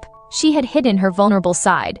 Now that she had dropped the pretense, she couldn't remember who she really was. At that moment, a cat's meow interrupted her thoughts. Nassar assumed it was her pet cat. Philomel turned around in confusion. Lagine had actually followed her to the reception room, which seriously invaded her privacy. Philomel told him to leave. He actually obediently departed. Nassar couldn't help but marvel that it could understand human speech. Philomel noticed something on his head and told him not to move. Suddenly, she pressed one hand on his shoulder while her other hand reached past his ear. Nassar became very flustered, which made his heart skip a beat. After a while, Philomel told him to lift his head. There had been a fallen leaf stuck in his hair. Philomel laughed, saying she thought the young duke was always perfect, but she hadn't expected him to such a side. Nassar's ears turned red. He would check himself carefully before seeing her. He quickly sniffed himself, worried he might smell, feeling embarrassed about making such a mistake. Although Philomel said she hadn't noticed any smell, he still insisted on leaving. Before leaving, he made sure to say he would return, asking her to wait for him. Philomel smiled and said all right. Afraid she would leave without saying goodbye like last time, Nassar leaned against the door and asked softly, "You won't leave again while I'm gone, will you?" Philomel paused for a second. She couldn't help but smile. She promised she wouldn't go anywhere before his next visit. She couldn't leave anyway before finding the prophecy book. Being cared for gave her a warm feeling. She hadn't expected him to come to the palace out of concern for her, from such a far place. Looking at the untidy tea set on the table, she was about to look for a maid when she encountered a servant acting suspiciously. "Who are you? What are you doing here?" The servant was startled and kept apologizing as if guilty of something. Just as Philomel was about to tell her to leave, Alicia arrived. Alicia froze when she saw Philomel there. Philomel didn't understand why she had come here. Alicia eagerly asked if Nassar had been here. Hearing that she had just missed him, Alicia couldn't help feeling disappointed. Although they hadn't met, she had heard he was handsome, which was why she wanted to meet him. Philomel finally realized they had never formally met. She pointed to the servant nearby and asked, "Is the maid in your service?" Alicia nodded. It was Emily who told her Nassar was here. Though she could have ordered servants to call him over, she was too ashamed. Philomel didn't expose her intentions, so she had wanted to have a chance encounter with Nassar. Alicia tentatively asked about her relationship with Nassar. Thinking she was concerned about her relationship with Nassar, Philomel told her it wasn't particularly good. "Because we were engaged before, we used to meet often, but don't worry, we're no longer engaged." Alicia muttered, "I envy you. I always feel uncomfortable having others do things for me." "Were you like that before too? Maybe it's because no one served me before." Before Philomel could speak, she turned and left, leaving Philomel standing there bewildered. It felt like Alicia was ignoring her. Catherine had mentioned that Alicia had changed, but she hadn't looked into it much. After finding the prophecy book, she would definitely check how it described Alicia's personality. Later, Philomel went to the garden her father had built for her. Although she was no longer a princess, father still allowed her access. Philomel looked at the cat beside her. "You can transform into human form now, there's no one around." Lagine turned his head away reluctantly. He wasn't changing because someone was there. Philomel immediately turned around to look at the newcomer, asking who he was. The man ignored her and went straight to Laguen. "Hurry up and transform, you stubborn hag." Seeing his familiar face, Philomel finally realized he was the one who had helped her catch the fraudster. Jeremy frowned and said, "So it's you." At this point, Laguen returned to human form. "You dare call me a hag, Jeremy? Haven't seen you in a while. Gotten bold, have you?" The two started arguing as soon as they met. Philomel tried to intervene, but they acted as if they hadn't heard. Philomel shouted for them to stop. When they finally quieted down, she asked them to explain the current situation. "Well, all in all, he's the Mage Tower Master's son." Hearing Philomel call him Mage Tower Master, Lagine was slightly displeased and asked her to call his name. Philomel had to comply. Jeremy sighed, though I hate to admit it, it's the truth. As soon as he finished speaking, Legane immediately shot back, "I don't want to acknowledge you either, don't tell others you're my son." At this time, 2 other brothers who had passed the palace interview also rushed over. Philomel's eyes lit up instantly when she saw them. Lexion smiled and waved. "Though we met the day before yesterday, it feels like it's been a while since I've seen you. Glad to see you again." Caden excitedly circled around Philomel. Lexion took the lead in introductions, handing her his business card. Meanwhile, Caden eagerly wanted her to call him brother. "Idiot. Asking you to introduce yourself is not asking you to talk about expectations." Jeremy had a quick temper. He'd rather resort to force rather than reason things out. Philomel was curious how they got in. Lexion casually said Jeremy climbed over the wall. To enter the palace to become a court magician is first, but Jeremy was unwilling. He was dragged here because Caden said there was an emergency. "Our sister appeared. What could be more urgent than that?" Seeing him talking non-stop, Legane directly used magic to seal his mouth and limbs tight. Finally, he kept silence. Lexion passed the interview smoothly, though Caden had a close call. They had gone to such lengths just to see Philomel. Since she couldn't leave, they had to infiltrate from within to make it easier for her to slip away. Moreover, since she wanted to stay here for now, becoming court magicians meant they could see her often. If she wanted to return to the Mage Tower now, they would write resignation letters on their first day.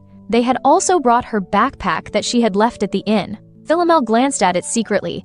Thankfully, the prophecy book wasn't lost. When she thanked Lexion, Caden suddenly started struggling, as if saying it was his achievement. Only after hearing Philomel thank him did he nod in satisfaction. Seeing him still acting up while tied, Legane went over and kicked him flying, which made Philomel laugh. She shouldn't have laughed at someone getting hit, but seeing this scene somehow made her feel relaxed. Her father and brothers all had doting expressions, finally seeing her laugh. "What are your plans now? Will you come home with us?" Lexion quickly perceived her hesitation. "Philomel, what do you really want to do? We're not insisting on taking you back. If you don't want to go, you can say so." But Legane suddenly opposed, "I want to take her back." Predictably, he was scolded by Lexion again. "You're not respecting her again. Have you forgotten what happened at the Mage Tower last time?" Finally, Legane compromised. "Fine. People should do what they want to do. That's how I lived, and that's how I taught them. Don't look to us for approval. Decide for yourself. Just think about what you want to do. Not what you should do, but what you want to do." All along, she had been struggling to avoid death. It all started because of the prophecy book. For the past 7 years, it had shackled her like chains. But now she felt the prophecy book might not be true. She hadn't admitted it before because she was afraid all her past efforts would be in vain. But now she didn't want to run away anymore. She wanted to know the truth hidden behind it. Long ago, she had told Nassar to be himself, but actually those words were meant for herself too. "I want to be myself." Although this statement seemed strange, her brothers supported her unconditionally. With the help of Legane, Philomel no longer had to be restricted by the barriers. But before leaving, she wanted to investigate the true Princess Elincia. Legane said, "Since you're here, I'm not going anywhere. If you stay with me long enough, you'll definitely want to come home more." Lexion also expressed his intention to stay. The bound Caden immediately indicated they would all actively cooperate with Philomel. At this time, Jeremy stood up to leave, saying he was used to being alone. "Wait." Hearing her call, Jeremy turned his head and said, "I'm not interested in your affairs." But that wasn't what she wanted to say. She wanted to ask him a question. "Could your alias be the Prince of Ice?" His face immediately turned red as he denied it. "Don't call me that name!" Lexion was trying hard to hold back his laughter. He hated that nickname, and Caden had teased him about it many times. Philomel quickly apologized. If Jeremy was the second male lead in the original novel, she was in danger. The Prince of Ice coincidentally saved the female lead from being chased by wolves. As repayment, Elincia took him out to play. For the first time in his life, he felt happiness. As he gradually opened his heart, he voluntarily told his story. Elincia expressed understanding of his pain and became friends with him. Jeremy fell in love with her. But in the end, he could only become a court magician, secretly protecting the woman he loved. Therefore, Philomel, who always tormented Elincia, nearly died more than once or twice. If she let him leave now and he ended up being enchanted by the true princess, he might become an obstacle to investigating Elincia. With no choice, she asked Legane not to let Jeremy leave. Without a word, Legane immediately bound Jeremy and locked him in a black hole. Philomel apologized in her heart. "I'll let you out as soon as things are resolved." Though the conflict between magic and the divine powers irritated Legane, he absolutely wouldn't let the Emperor take Philomel away. Only then did Philomel remember she was going to meet father soon. Seeing Philomel arrive, Eustace felt more fear than excitement. Regarding his previous request to keep her, Philomel had already thought of her response. Eustace nervously said he had something to say before that. I'm sorry, I made a serious mistake. I used my misfortune as an excuse and failed to take good care of you. I don't ask for your forgiveness, but could you please not disappear silently? You're only 16 now. Even if I'm not your birth father, I'm still your guardian. If you don't want to stay by my side, I'll find a place you're satisfied with. I'm truly sorry. I can only express my regret with these brief words. Philomel urged him not to blame himself too much. After all, he was also a victim. She wasn't his real daughter, so it was normal that he didn't love her. He explained it wasn't like that. Although he rarely showed care for her when she was young, he had long considered her his own daughter. Philomel interrupted. You must be mistaken.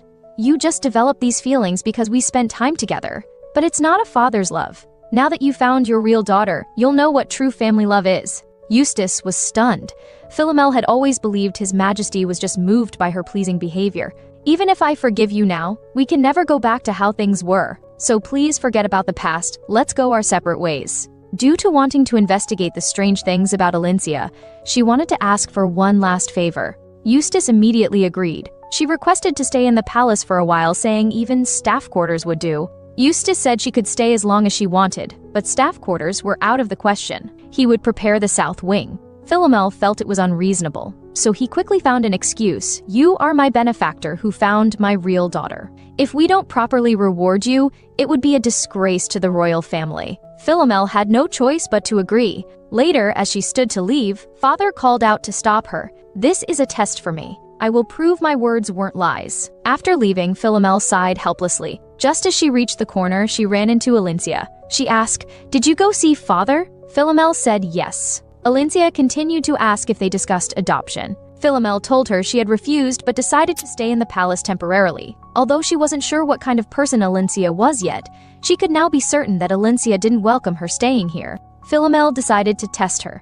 I saw Catherine today. She seems to miss you very much. Alicia showed an unexpected reaction, tears instantly streaming from her eyes. She wanted to see Mother too, but Father wouldn't allow it. Philomel smiled and said Mother had said some strange things. She said you've become different from before.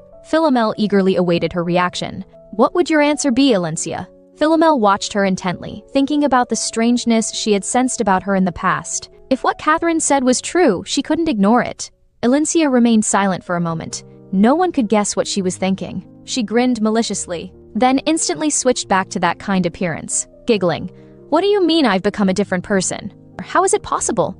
Although her malicious smile flashed by in an instant, Philomel caught it clearly. Alicia continued carelessly, however. I'm worried about Mother. She must be ill to say such things without reason. Alicia paused meaningfully and said, Whatever the case, we should release Mother from prison before her condition worsens. Philomel was very surprised. What, release her? But her crimes are hard to pardon. Alicia wore an innocent smile again, saying, I just need to beg Father. If I sincerely plead, Father will surely forgive Mother. As soon as she finished speaking, Alicia hurried towards the reception room. Philomel called out to her retreating figure, Your Highness, please wait! Alicia hurried on without acknowledging her. Philomel found it incredible. Eustace truly hated Catherine. It was already unusual that he hadn't executed Catherine yet. For Alicia to go ask His Majesty to release her was essentially asking His Majesty to kill her immediately. No, she couldn't die yet. She was currently the closest to uncovering Alicia's hidden secrets. At this moment, Alicia pushed open the door and urgently called out, Father! Eustace, deep in thought, turned his head to see Alicia sincerely saying, Please, Father, release Mother from prison. Philomel finally couldn't catch up with Alicia. She stood at the doorway, panting. Who would have thought Alicia could run so fast? She worried internally. This is bad. I was too hasty. Now I need to think of how to approach Catherine before she's executed. Eustace asked solemnly, Is this truly your wish? Alicia nodded firmly. Yes, because I love Mother very much. Seeing his hesitation, Alicia continued to push. I understand you hates Mother, but to me, she's more like my mother than the one who gave birth to me. Witnessing this, Philomel exclaimed internally. Oh, why don't you just ask His Majesty to kill Catherine? Eustace had a splitting headache. After thinking, he spoke again. I'll ask you one last time, is it truly what you want? Alicia nodded firmly and said resolutely, yes. At this point, Eustace looked up and saw Philomel at the door, asking what brought her here. Philomel explained she was mid-conversation with Her Highness when she ran off, so she followed to see what was happening. After hearing this, Eustace said, In that case, your timing is perfect. Alicia also looked puzzled. Soon after, Eustace gathered all the palace servants and asked Pauline if everyone was present. Philomel looked at the scene with great confusion. Why suddenly gather these people? Pauline respectfully reported. Except for the wet nurse who couldn't come due to mobility issues, everyone else is here. Eustace said to Alicia, "You'll be responsible for telling her, after all. She's the one you staked your middle name to keep by your side." Philomel was extremely shocked upon hearing this. She had actually wagered her middle name just to keep a wet nurse in the palace. The middle name was a special name given by the gods to royal family members with divine powers. The founding emperor was given a new name with a revelation to establish the country. Since then, descendants have prayed to God and were given a middle name through an oracle. Swearing by one's middle name not only staked the royal family's honor, but also represented betting on divine favor. Breaking such an oath could likely result in losing divine powers. It held tremendous significance. When she was still a princess, she had longed for a middle name. She was hastily named after the first queen from history because she had no divine powers and didn't receive an oracle. Yet Alicia had used such a precious name on a wet nurse. Alicia eagerly asked, "Father, why did you gather them?" "Because I will fulfill your wish," he replied. He addressed everyone. 16 years ago, my wife passed away after giving birth to our child. Everyone tensed upon hearing this. He continued, "She gave birth at Catherine's manor, and at that time, Catherine had also just given birth to a child." At this point, Eustace couldn't help but clench his fists. "That day, my child and Catherine's child were switched, but it was an accident." Everyone present was shocked and surprised by what he said. Alicia stood up and argued, "What does it mean? It was mother that deliberately switched us." Eustace raised his voice to remind her, "Alicia, if it wasn't an accident, that woman would have to pay with her life." At this moment, her attention was focused on the group of servants. Suddenly, it dawned on her. She realized what the summoned had in common. They were likely all aware that Catherine had deliberately switched the children, and His Majesty truly intended to grant the request to spare Catherine's life. Eustace continued that Catherine initially had no idea the children had been switched. It wasn't until years later, watching the child grow to look more and more like the queen, she discovered the truth, and then by chance met Philomel and confessed everything. "I know what rumors are circulating among the people," he said. "Those rumors will soon dissipate." Then his expression turned grim as he continued, "If not, I trust everyone will handle things accordingly." Philomel never expected the result to be like this. By all rights, Catherine had prevented His Majesty from knowing about his biological daughter's existence for over a decade. His Majesty should have wanted to kill her out of sheer hatred, yet he agreed to spare her. Rather than being happy, Alicia's reaction seemed rather displeased. Moreover, His Majesty's final words to her were quite perplexing. "Philomel, no one will pursue your birth mother's crimes. You need not feel uneasy." It sounded as if his reason for covering up Catherine's crimes was somehow related to her. She came back to her senses and shook her head slightly, thinking it impossible. Surely it must be her imagination. After returning to her chamber, the maids excitedly said, "We heard you'll be staying in the palace. Does it mean you'll continue living here? That's wonderful." Delesse had been thinking that if Philomel had nowhere to go, she could stay at her mansion. Upon hearing this news, she said with slight regret, "I'll have to wait to invite you to my home another time." Philomel assured her that she would definitely visit when she had the chance. Delesse said it was settled then, but added that if she was moving to the South Wing, they would need to start packing tomorrow.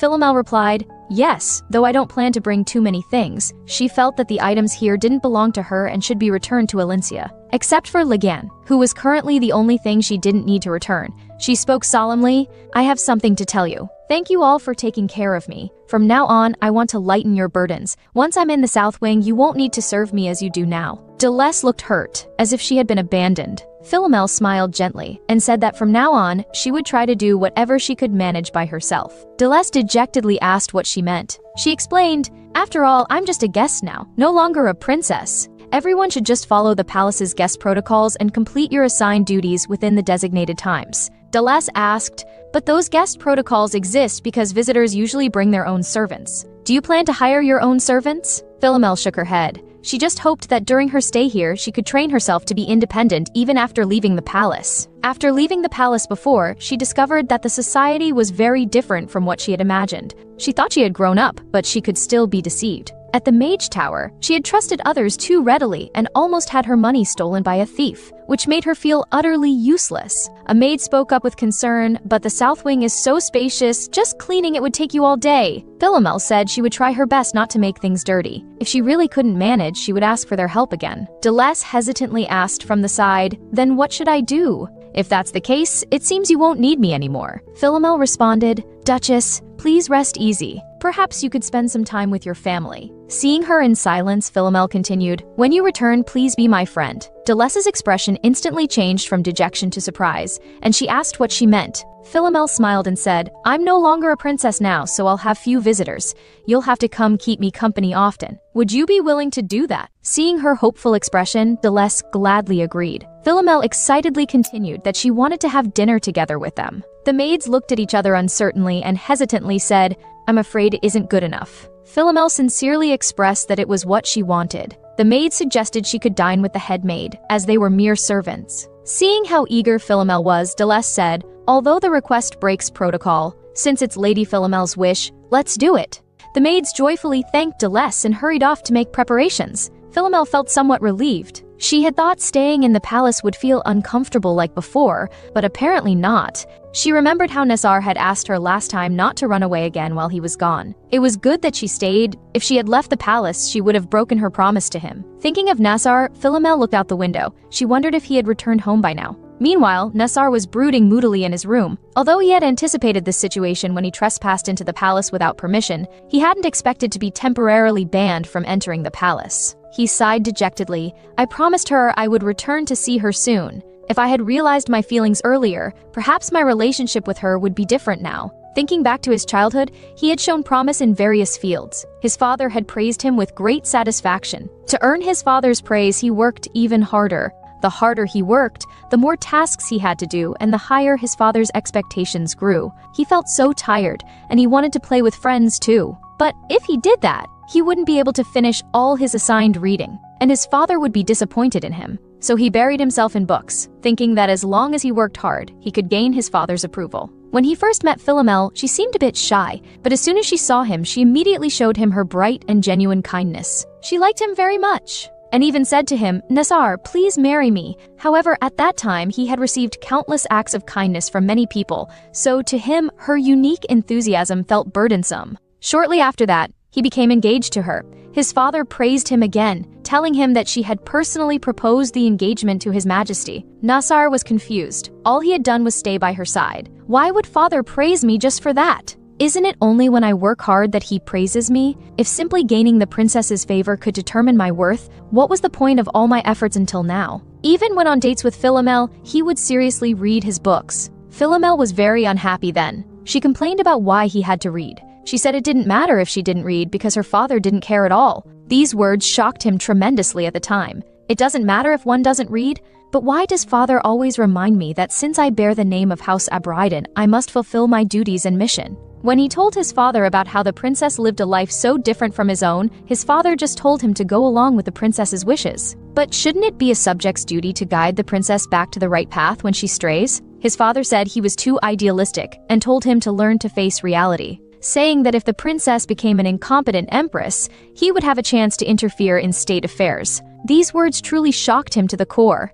Had father's constant emphasis on noble duty all been just for appearance and benefit? The values and beliefs he had held firm to simply crumbled, and disappointment and disillusionment with his father welled up inside him. The next time he went to see Mel, he didn't reveal his inner turmoil. When she timidly grabbed onto him and even began politely begging him to stay, he said he could only stay a little longer. His feelings for her were complicated. Sometimes he liked her, sometimes he felt pressured, and sometimes he envied her carefree life without responsibilities. He had even tried to distance himself from her, and she immediately ran crying to his father to tattle. It was the first time in his life his father had scolded him so severely. Although Nassar resented his disappointing father and mother who stood by doing nothing, he couldn't completely hate his parents because he still loved them. He even felt that everything stemmed from meeting the princess. However, he didn't dislike her. Rather, the more he got to know her, the more he sympathized with her. So the people in the palace were this unfriendly to her. With sympathy, duty, and expectations of his father, although he was still disappointed, his rebellious feelings gradually weakened as time passed. After a period of confusion, he was forced into a state of resignation. When he was 10 years old, the princess suddenly changed. At first, he thought perhaps he was overthinking it, but her changes were truly too dramatic. Watching her reduce her playtime and become so composed that she seemed like a completely different person made Nassar gradually feel anxious. If the princess no longer needed him, what should he do? Did he still have any remaining value? On that day when he knelt before her in uncertainty and fear, Philomel said to him, "From now on, repeat after me. I wasn't born for anyone else's sake. I will live according to my own heart." Her words instantly awakened Nasar, and his deadened heart once again sparked with flame. From then on, he gradually learned to change himself. Although he didn't directly rebel against his father, he no longer craved his father's praise and approval like before. He learned to turn a deaf ear to his father's rebukes, and sometimes would even disobey his orders. He hid his changes, maintaining his usual appearance to others, so that he could one day be worthy of her, who had transformed into the perfect heir. Even if only on the surface, he wanted to become a more perfect fiancé than anyone else. The naive Nasar of that time believed that if he could help shoulder her burdens this way, they should gradually be able to interact like they used to. But he hadn't yet truly discovered his own feelings then. If only he had realized then. Suddenly there was a knock at the door. "Young Master Abridged, are you in there?" The voice pulled Nasar back from his thoughts, and he answered with a sound of acknowledgement. The servant outside said, "The Duke wishes to see you." In the study, Duke Abridged said in a deep voice, "You've been away from home for several days just to find the fake princess. Are you satisfied now? I can understand your feelings. You've spent a long time together, so it's natural that you find it hard to believe." Nasar asked what his father wanted to say. Duke Abridged paused before slowly saying, "I plan to dissolve your engagement to the fake princess. Although I've tolerated your willfulness during this time, for the sake of House Abridged, you should let go now." He continued, "Soon I will try to arrange for you to meet Princess Alincia." Upon hearing this, Nasar was extremely angry. He slammed the table violently with enough force to crack it. Nasar angrily questioned his father, "I just want to be with her. How long do you plan to use me as a tool for the family?" He stated that from now on he would live according to his own heart. Philomel was quite exhausted from running around the palace all day. Legine inquired if she would be staying in the south wing, to which Philomel replied affirmatively. While eating dessert, Legine mumbled indistinctly, "The divine powers are weaker in the southern buildings. But is it really necessary to dismiss all the servants? Though I must admit, it does make it easier for me to move around." Philomel absently responded that this was one of the reasons. She thought to herself that after moving to the south wing, she would officially begin investigating Alincia. There must be clues if she stayed nearby. Or perhaps it would be good to seek out Catherine again to gather information. Looking at her empty finger, she recalled the solar flare ring. The ring should still be with Lady Roseanne. She stared at her hand, lost in thought. The palace debutante would be held at the palace soon. Roseanne must know it's a national treasure and probably plans to personally bring the ring to curry favor. Although it's my fault for running away with the ring and then losing it, given His Majesty's current temperament, he might severely punish Roseanne rather than pursuing my responsibility. At this thought, Philomel suddenly sat up straight. She didn't want things to turn out that way. It would be better if she personally retrieved it at the ball and then returned it to His Majesty after some time had passed. However, despite this, Philomel still couldn't forgive Roseanne for slapping her. She thought angrily that she would definitely settle that score. Legine looked at her puzzled, asking if she couldn't sleep. She snapped back to reality and stammered, "No, actually." Philomel struggled to continue. They just stared at each other in awkward silence. Philomel hesitantly asked if he knew what she had forgotten, but Legine said he didn't know either. Philomel exclaimed, "Oh, I forgot about Jeremy. Legine, quick, let him out." Legine remarked that he had forgotten about him too. Subsequently, Jeremy emerged from the black hole glaring at them. Legine told him to calm down his anger, while Philomel quickly said it was her fault. She had originally intended to release him after meeting with Eustace, but had completely forgotten due to the situation with Alincia. Although it seemed she had earned his dislike before gaining his favor, it probably wasn't too late now. Philomel took out the prepared desserts and said sincerely and remorsefully, "Jeremy, I'm sorry. It's all my fault. This is my apology gift. Would you accept it? You haven't had dinner yet, you must be starving. Please have some of this first. It's really delicious. Look, there's lots of chocolate on top." Legine jealously asked if he didn't get any, to which Philomel explained she had prepared a separate portion for him. Legine stated that was beside the point. The delicious thing should be given to him to eat first. Philomel shot him an angry glare upon hearing this, internally criticizing him for being so childish when he couldn't even help. Jeremy shook his head and sighed at this scene. Seeing that Jeremy still hadn't accepted the dessert, Philomel forcefully stuffed it into his mouth when he began to speak again. Philomel told him to try it first. After tasting it, Jeremy maintained a facade of composure and said flatly, "It's passable." Philomel was very happy. It seemed the book was right about him being unable to resist sweets.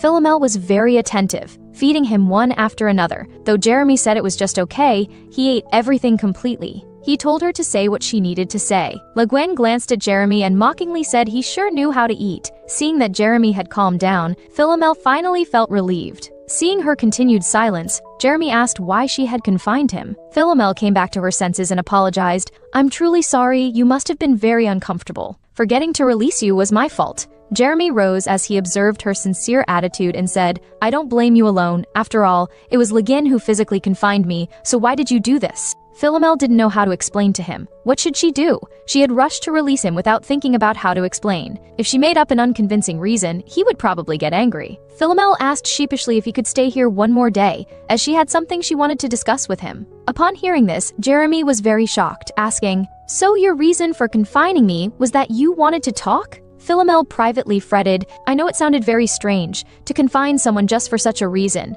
Jeremy interrupted her thoughts. "If you just wanted to talk with me, you could have told me. If you had asked me to stay one more day, I wouldn't have refused. Anyway, it's late now, let's talk tomorrow." Philomel was surprised he would agree to such a simple request. She asked where he would sleep, to which Jeremy replied he would manage. Jeremy glanced at Legin, who was trying to sneak away, grabbed him and asked, "Where are you going? You're supposed to stay with me. The palace is huge and we can surely find some empty room to hide in." He turned back to tell Philomel that she could call out to them from the window when she wakes up tomorrow before leaving. Watching his retreating figure, she thought that perhaps she had misunderstood him all along. The next morning, as soon as she woke up, she ran to the window, pushed it open and called out, "Legin, Jeremy, can you hear me? Are you still sleeping?" She was met with silence. Suddenly there was movement from the tree and she looked up. She saw Jeremy standing gracefully on a tree branch with Legin perched on his head.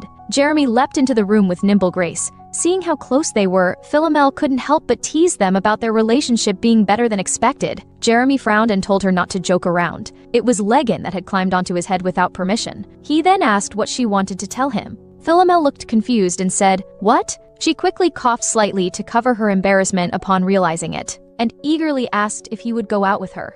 Hearing this, Legin transformed back into human form and sulkily said he also knew how to shop at malls, and he would definitely do better than Jeremy. He then turned his head and said sarcastically, "But what can I do? Someone insists I stay here to keep watch. It's going to be so boring." Remembering asking him to stay home and keep watch so no one would discover she was gone, she had no choice, though it was a bit unfair. If he went out with Jeremy, they would surely argue non-stop.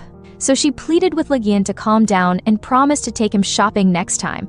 Legin asked when. Philomel coaxed him, saying whenever they both had time, she would take him sightseeing around the capital. Philomel leaned in and whispered, "Actually, going out with Jeremy first is because I want to scout things out before taking you. I need to know what good places there are so I can choose the best spots to show you." Knowing this, Legin secretly rejoiced. "So, did you mean I hold a higher place in your heart than he?" Philomel nodded, thinking to herself that Legin was more innocent than she had imagined. Jeremy turned his head and said he didn't like crowded places. Did he really have to go? Philomel explained that she had never been able to freely explore when she was the princess. She'd always wanted to look around the plaza. If he accompanied her, it would make her very happy. Jeremy had no choice but to agree. Hearing his affirmative response, Philomel let out a sigh of relief. Though deceiving him made her feel a bit guilty, at least now she could be alone with Jeremy. If he experiences with me what he was supposed to experience with Alicia, at least it should help build up his affection, even though I don't know what will happen. Legin told her to notify him through the message stone when she wanted to return to the palace, and Philomel quickly responded,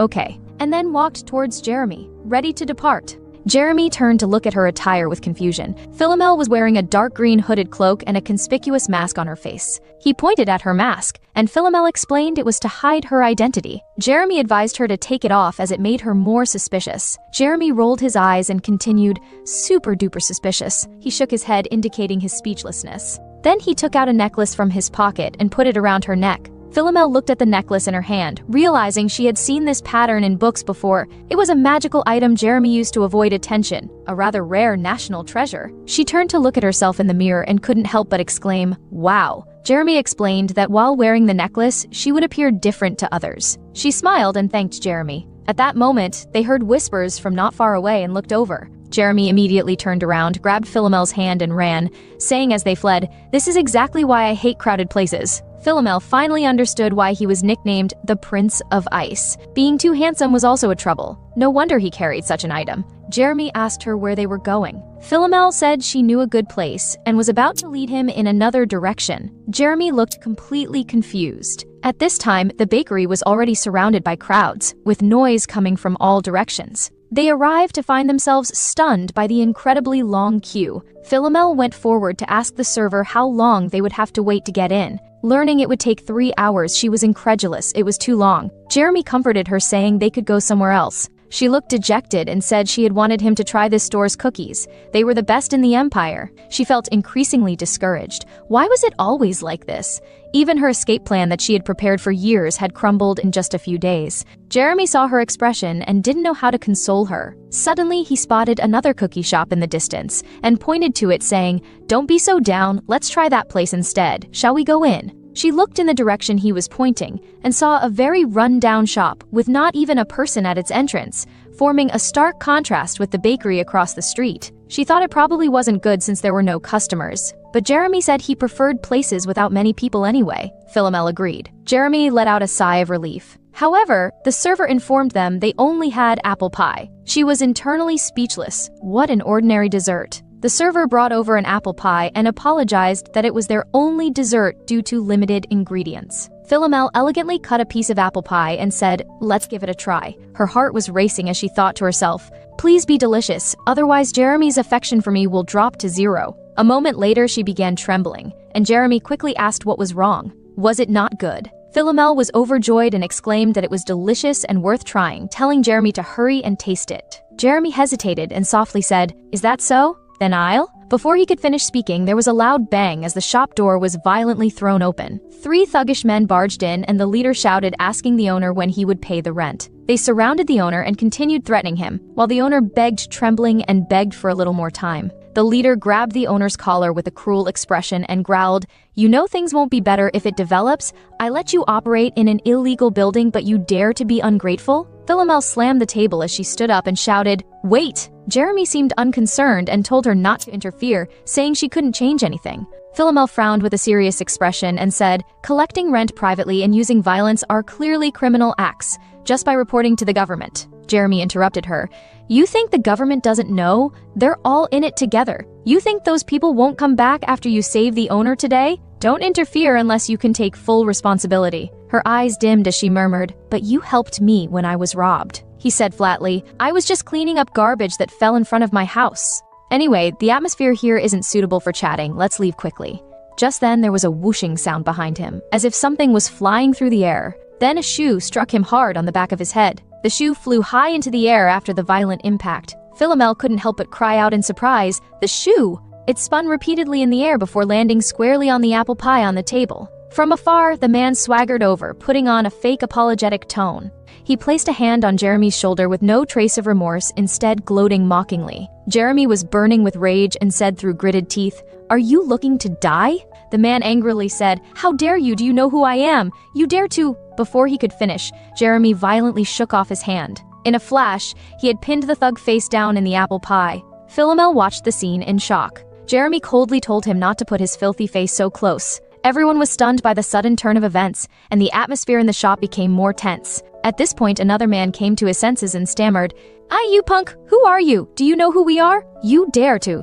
Jeremy kicked the man next to him away violently. The man who had just been speaking now didn't dare to even breathe. Finally, Jeremy kicked him, and mockingly said with a cold smile, "Why do you say the same things?" Philomel stood watching their fight, thinking that Jeremy really showed no mercy. A moment later, Jeremy dusted off his hands. He walked over to Philomel with a satisfied expression and asked if she was hurt. Philomel said she was fine and asked why he interfered when he wouldn't let her interfere. He frankly said he was getting revenge for himself. The man lying on the ground trembled and said, "You dare to use violence against innocent citizens? I'm going to report you to the government." Jeremy said contemptuously, "You who do evil can call yourself an innocent citizen?"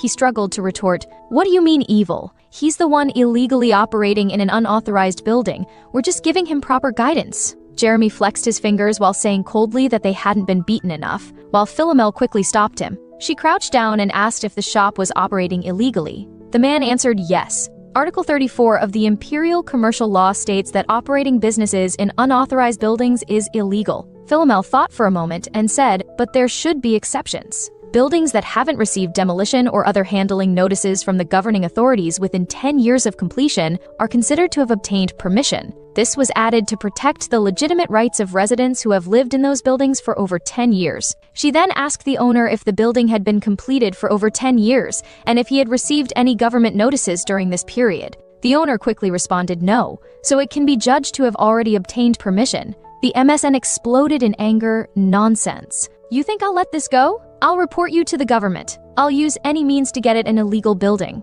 Philomel was startled for a moment. Then she said with a meaningful smile, "You can do it. But if this building fails safety inspections again, the government will be in a difficult position, won't they? It would mean they failed to manage a dangerous building that could collapse at any time for the past decade. I will also formally file a protest to higher authorities." The thug mockingly said, "You think high officials will listen to someone like you?" She glanced at Jeremy beside her and suddenly had an idea. She suddenly smiled brightly, pointing at Jeremy, and solemnly told them her young master was the son of a noble. The man's expression immediately turned ugly, and he was left speechless. The owner repeatedly thanked them for driving away the thugs. Even after they left the shop, he bowed deeply at their retreating figures. Philomel said with slight regret, "The food here is really good. It's a shame there aren't many customers." Remembering the fight scene earlier, she asked Jeremy if he was not just a mage but also a swordsman. He explained he was a magic swordsman. Philomel continued asking if Lexion, and Caden were also magic swordsmen. Jeremy explained that Caden was, but Lexion had no interest in swords. As for Legion, he had never seen him use a sword. Philomel finally understood. She had thought all mages were the intellectual type. Jeremy said her assumption wasn't wrong. In the world of mages, those who train their bodies are seen as odd. Other mages think that rather than spending time on that, it's more efficient to learn another combat spell. But Legion maintains that fists are faster and more convenient than magic. Philomel was speechless hearing this, thinking that if it was Legion, it wasn't strange at all, though he was nominally a great mage. Thinking of Legion, she couldn't help but worry if he was properly covering up her disappearance. Noticing Jeremy staring intently at her, she thought something might be on her face. He just found it amazing that the August princess's wish was something as mundane as visiting the plaza. She immediately retorted that it wasn't mundane, she wasn't just visiting the plaza, it was meaningful because she was going with Jeremy. Hearing this, he froze, his face turning red. How can you say such embarrassing things so casually? But Philomel just looked confused with an innocent expression. Suddenly, Jeremy remembered the real purpose of this outing and seriously asked what she actually wanted to tell him. Philomel panicked internally, thinking that she had just made up an excuse to ask him out. Her gaze darted around, anxiously checked that out, and walked off without waiting, leaving Jeremy no choice but to quickly follow. Meanwhile, at dinner time, Leguin had transformed himself to look like Philomel and sat at the dining table, ordering the maids to take away all the dishes. The maids trembled in fear. Leguin thought to himself, how could they serve such food to Philomel? It seems that the palace isn't great. If it were me, I could let her taste delicacies from all over the world. So when is she coming back? Seeing her sigh, Deleuze asked with concern if something was troubling her. The fake Philomel immediately snapped back to attention and hurriedly said, "No, I'm fine, don't worry." He was internally very satisfied with his acting just now. Deleuze discreetly signaled to the maids. The maids understood and quickly brought out an exquisite dessert. "This dessert is made with fruit from the world tree," the maid added. "It is made with the fruit His Majesty gave you." The fake Philomel was momentarily stunned before jealousy welled up, and she unconsciously said she was tired of it and ordered the maids to take it away in a quiet voice. Meanwhile, in the theater, the actors on stage were giving an emotional performance. Philomel just felt bored in the audience. Is it the popular play in the capital recently? A woman desperately clinging to a man who doesn't love her. It's so awkward. She glanced at Jeremy beside her and wondered why he had such an expression. He seemed lost in thought, his eyes holding an indescribable sadness. Suddenly she remembered from the book when Jeremy told Alicia, "My mother believed that if she had children, father would love her," and finally understood. Worried about bringing up painful memories, she quickly stood up and suggested going somewhere else. Looking at his dejected expression, she grew increasingly concerned, thinking she needed to get him away from here quickly. So she suggested they go buy something to eat. Soon after, she handed Jeremy an ice cream. The two walked side by side on the street holding their ice creams, in an unusually silent atmosphere. Philomel thought it must be because the play reminded him of his mother who had abandoned him, so she tried hard to find a topic. "I heard there's a place nearby where you can see the Kramer River, which is the longest river that runs through the empire." Suddenly, the scene before her made her gasp involuntarily. The setting sun painted the sky orange-red, its light glittering on the river's surface like a beautiful painting. Philomel was captivated by the stunning view. She glanced at Jeremy, wondering internally if he would talk about his past, though it wasn't intentional. But they had just watched that play. Should she ask if he had any troubles? Or should she first talk about her own childhood to guide him into sharing his story? Even if he isn't completely on her side like Alicia did, it should at least help win his favor. Just then, a strong gust of wind blew her hair into disarray. One of her eyes was forced shut by the wind, looking at Jeremy. She was full of doubt and struggle, the words she had wanted to say now stuck in her throat. Did she really understand his pain? If someone read the prophecy book and then said they understood how I felt, would I happily accept it? Jeremy looked at her being in silence and called softly, Philomel? Like having an epiphany, she smiled self-deprecatingly. I'm so arrogant, I can't believe I'm trying to guide someone towards my desired direction by exposing his wounds. Jeremy isn't just some character in a book.